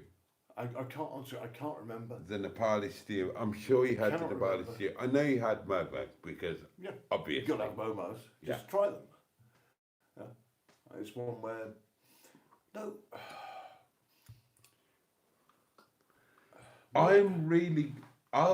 It's late at night. I'll go out on a limb and say that I am incredibly grateful, honoured and privileged to have this insight into your life. Because... You actually have no idea how honoured you are. How? Honoured you are. Oh, really? You're the first non-family member to enter this abode. Oh. Everyone else has been family. And probably uninvited. No, everyone was invited. Everyone who's been here has been invited. We don't do... me being told. Yeah, okay, fair point. It's one of those where that one goes up straight away. I get on so well with my sister-in-law, it's untrue. My first conversation with my sister-in-law consisted of her calling me and saying, "You will do this. And my response was, no, I won't. Not a fucking chance. You want me to do something, that's fine, it's your problem, not mine. If you ask me to do something, I might do it. And that was literally the relationship we have. Now she knows I'll do it. I'll move heaven and earth for her. I love my sister-in-law. Maybe I'll go. But because I was the first person ever to stand up to her and say, not happening. And she loves this place. She would be here now if she could. She's kicking you out of bed. You're in that room, boy. You got a single bed. Oh, is it a single bed? There's I've two not singles looked in at there. the Two singles. third You've one. not been in there. No, can I have a look now? Of course you can. Oh, trust you. Feel free in the whole place. It's a bomb site, I'll warn you. Oh, bloody hell. Okay, nobody slept here for a while. Right. That was set up like that for other people to come and stay. Oh, you could have a double in there though. The double was in there. Okay. The double was in there, but the room you're in is not a twin. Okay. You can't put two singles Oh, in so that you one. can't put two singles in, right? You put two singles in that one, but not in that one. That makes sense. And we bought the singles didn't come with the house. Oh, We amazing. bought those. And as a result, it was like, okay, I can put two singles in there, but I can't put two singles in there. So hence, that one's a double, and that's a twin. And that's the simple reason behind it. And I can't see comments, so you might want to keep up the comments on this. I'm going to actually sod off because it's nonsensically late. We've been going for over 3 hours. But I will just say that over the last day and most of a day, I get you. Yeah, I get you. now you do. Yeah, I didn't before. Yes. Now I do. Yeah, there's bits of me where people turn around and go, this guy is a total arsehole. And I fully accept that. And the best part is, I don't care. Why would you? Yeah, I have a lifestyle. I said, people assume that I'm well off. People assume I make a lot of money. I don't. You made good decisions. I made Is what you decisions made. in the past which have resulted in me being able to do what I do. And hence, I've got this. And it wasn't easy. And you faced major setbacks. You know bits that happened I know. as well now. I know. You didn't know at the time. And you've had to fight and you've had to... Again, Yeah. you've made assumptions in the past about me. Mm. That's fair play. I've told you what's happened. People do it. People make Yes. assumptions about Yeah. me and still do. People make assumptions about me, Unless they know, they don't know what you've gone through to be... and I'm not going to advertise it. Yeah, well, I try not to. I have what I have because of choices I made. And the same is true for me. I have what I have, which is fuck all apart from debt. Because I've made some really bad choices in my life, unlike this guy. Oh, I said to you last night, didn't I? You must have looked at me over the last 25 years and thought, fuck you, I wouldn't have done that. Because you knew me, let's be clear. I knew you when you had money. You knew me when I had money, Yes.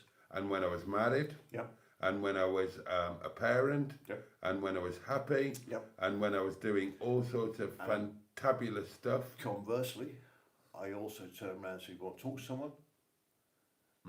You can talk.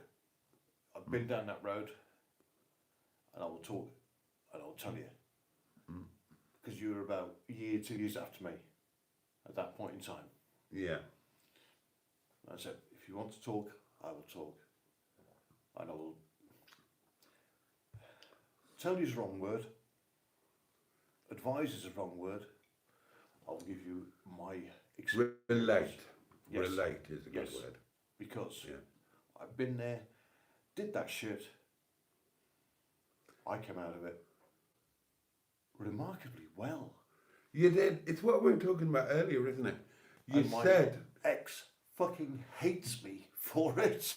your problem was you've never been poor before. Yes. And you didn't know how to do it. You don't know how to be poor. You've just had money. Yeah. And you don't know how not to have money. Yeah. And you don't know how to be poor. And that's how you've got yourself into shit. Yeah. Because you've just carried on Living a rich life. with what you know. Yeah, living the... I lived the rich life when 2008 killed me. Seriously killed me. It killed a lot of people. Yes. I went from making a lot of money pre-2008 up to 2008. I saw 2008 coming, which is amazing. I'm not an economist, but I happened to see 2008 coming. I am an economist and I didn't. Yeah. Because you assumed it's a glitch and it wasn't going to affect anything. I was just too busy enjoying Yeah, myself. it was a temporary thing. I wasn't... We're making money, all is good. I'm an I've seen this thing over there, but it's just like... Academically, I'm an economist. My degree was... my degrees were in law and economics. Yeah. But I've never been a practicing economist. And certainly in the run-up to 2008, I was just fucking living it. Yeah. Before 2008, I was living it. I was living it fucking large, mate.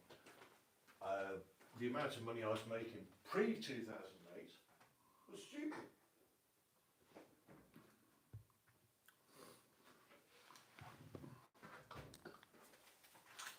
Thankfully, the taxman's not listening to this and doesn't know who the hell I am. But yeah, pre-2008 was great. And then 2008 came along, and I'd seen it from 2006, 2007, and knew some shit this way comes. Ironically, part of it was a Jeremy Vine show. Oh, blimey. Jeremy Vine. Yep. 12 till 2, BBC Radio 2, darlings, don't you know? What I used to listen to at the time, I was driving around my van. And an article came up on there, and UK mortgage holders were paying 0.5% on their mortgages to cover the bank's losses in America. Yeah. Yeah, okay, what we do. Until you think 0.5% on £100,000. It's not a lot, it's 500 quid a year. That's 40 quid a month. I'm paying out to cover their losses. And I heard that one, it went in. I'm like, okay, that's not good. And then the America thing came up where the economy crashed in America and rippled out across the world. As a result of that, we still have people there, or they all got to sleep now? How's people going? They've pretty much fucked off, to be fair. Let's have a quick look.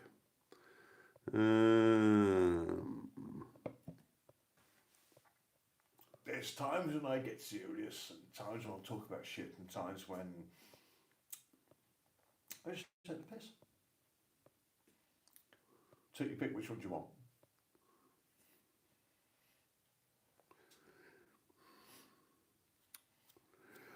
Right, okay, darlings. It's probably 3 hours and 41 minutes that we've been doing this one.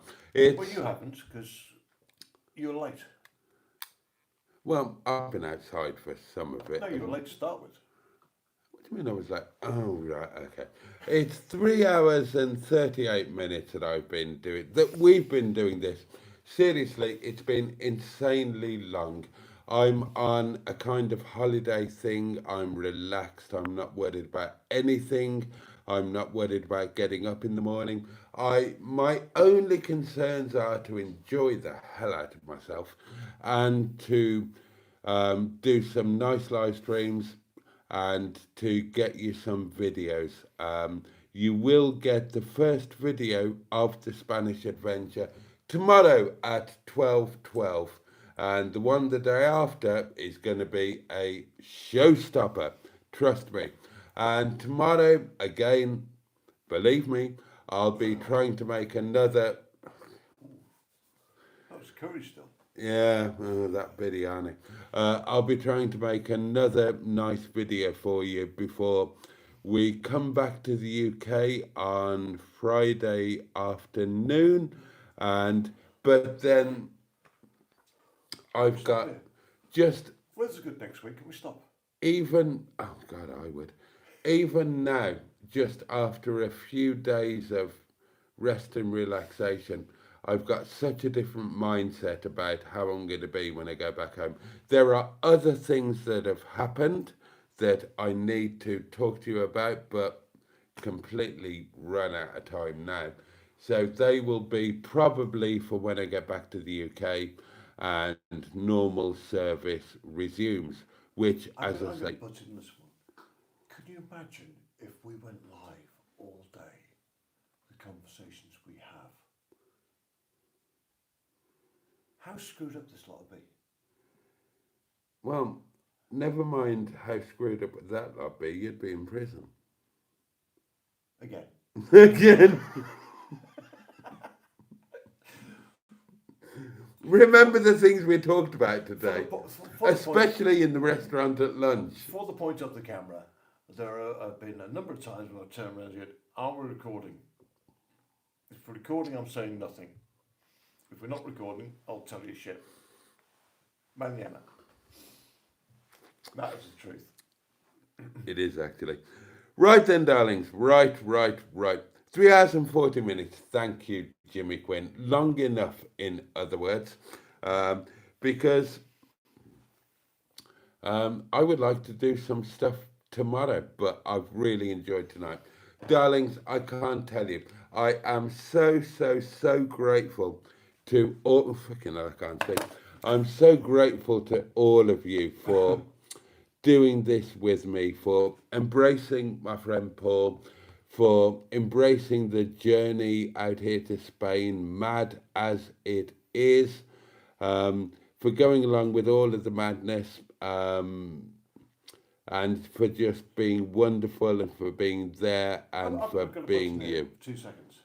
God, it's bloody. I've got a new minister for interruptions Oh here. God, yes, I got one job in life. To you, this is madness. To me, this is normality. This is how I live my life. Yeah, okay. So, goes back to what I said about me and my beloved. yep, that's fine. This is how you live your life. Normal So, people don't live a life like this. okay, I accept so, that one. right, on Friday, Yeah, you come back with me Yeah. on that Ryanair flight. yeah. You run the restaurant Friday night, Saturday night, Sunday night. I've got to go home. Got to go. No, you come back. You run the rest. You run the rest. Forget that. You come back with me. You get holiday leave from your thing. Yeah. Run my restaurant Friday night, Saturday night, Sunday night, and then take the Netty the motorhome out to Caravan on Monday night. That's That's my life. You tell me how would you do that? Oh, to me, a piece of piss. I run a bar. You run a bar. I occasionally do 3 days on the trot. On the I'll do 3 days on the trot. Fucking kills me. yeah, a bar For is reasons you know why it kills me. a bar's a bar. How are you going to run the pass in a restaurant? Run the what? The pass. The Pass. PASS. pass. Pass. What's running a pass? The pass is the barrier, the transition between the kitchen and front of house. Oh, it's quite actually. See, I was a chef. Yeah, you're a chef who doesn't know what a pass is, No. apparently. I was a chef. The difference between the kitchen and the front of house is you have a big fuck off wall between the two of them. Simple reason being, the people in the kitchen will throw a knife at you. And they Okay. will throw a knife at you, and it'll be a big knife. Right. So when And that's you if you're lucky, it's Right. only a knife. So if we- you're unlucky, okay, it's one of the big meat cleavers. when you're a chef, Yeah. where does the dish go when it's been? Who plates it? I plate it Okay. Where do you put it? on the front counter for the waitress to come pick up. So the pass. Okay, well, whatever you want to call it. That's where meals are out there. Fucking come and get this, get it out there. Yeah. Right. So the area between front of house and the kitchen, probably heated, hopefully heated. Nope. Cooked fresh. Yes. Waitress, come and get that, get out. It could be 20, 30, 40 seconds before the wait staff get there. My food was that good, they could wait 20 seconds. It's not. My food was. You didn't I'm have cooking a. this shit. But fuck off. I've eaten in the best restaurants in the world. You didn't. Your pass wasn't heated. No. You worked in the Wetherspoons, didn't you? Hell no. Where did you work? I Where? worked in the fucking Burley, mate. Oh fuck off. You'd last 10 seconds in my restaurant. Fucking hell. I don't like heated areas. Do you want to know why? Dries it out. Where were your plates? My plates were in a plate warmer, That's something. so you never serve on a cold plate. You always serve on a hot plate. Correct. You don't notice every time we've eaten out, I touch the plate. I always touch the plate. Yeah. See if that plate is hot, warm, cold. If I'm getting a cold plate, It goes back. I know it's going to be substandard. Yeah. There's a difference between the plate being the right temperature and also being too hot. Because your customer needs to touch that plate. They will always touch the plate.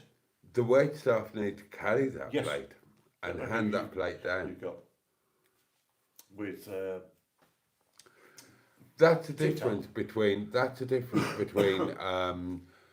places like Wetherspoons that will use ping cuisine, and as a shortcut they will ping in the serving dishes. ping is a microwave. that you. Property ping.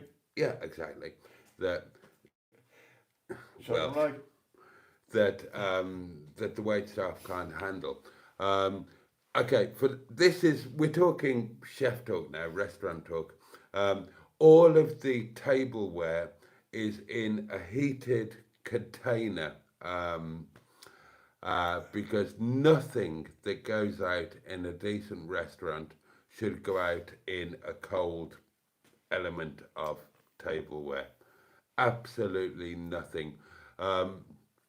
If we've got a massively busy service and we're having to recycle tableware because we're turning over the restaurant twice or three times during the service, then worst case scenario, we microwave, not the food, the tableware. It will go in the microwave so that it comes out hot, so that you never ever put hot food into cold tableware. It's the biggest no-no. so I was laughing at not at you on that one. I was laughing at a memory. Okay, who runs the kitchen? The chef de cuisine. And how much does management argue with their chef? Well, they don't if they've got any sense. Precisely. The assistant manager came into, he did step into the kitchen. Yeah, precisely. How much authority does he have inside the kitchen? The assistant manager of front of house. Yeah. So effectively the kind of the Maitre d' on a good day. or deputy maitre d'. Yes. Well, fuck off. Yeah.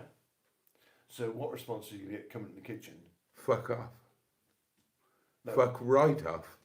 And fuck when you right off, and you see this blade is and when you 15 think inches you of can't fucking have blade fucked I've got off under any my hand. further, fuck off a little bit more. And when you got there, fuck off again. Yeah. And eventually, you'll fuck off all the way back here. And once you got here, what I'm going to tell you to do, fuck off. But yeah, he came into the kitchen to be greeted by a 15-inch blade. At which point he stepped aside the kitchen. Microwaves at table, where never heard of that before. It's not ideal. Ideally, you have Necessity is the mother of invention. ideally you have a warmer and all of the tableware sits in the warmer, so when it comes out onto the pass, it's warm. But if it's not gonna be warm, Yeah. you microwave it. You've got to heat it somehow. Right, it's time, absolutely time to say goodbye. Darlings, I'm so grateful for your patience. Thank you so much. And thank you for just sticking with me over what's been a idiotic. Emotional day. They don't know that yet. They'll find that out on Thursday. All they know is that they've been subjected to almost 4 hours of this, and it's time we let them go. And it's time I had a small snack, a couple of scented candles, and went to bed. So, let me wish each and every one of you a safe and peaceful night. What's And that too. And a good day tomorrow.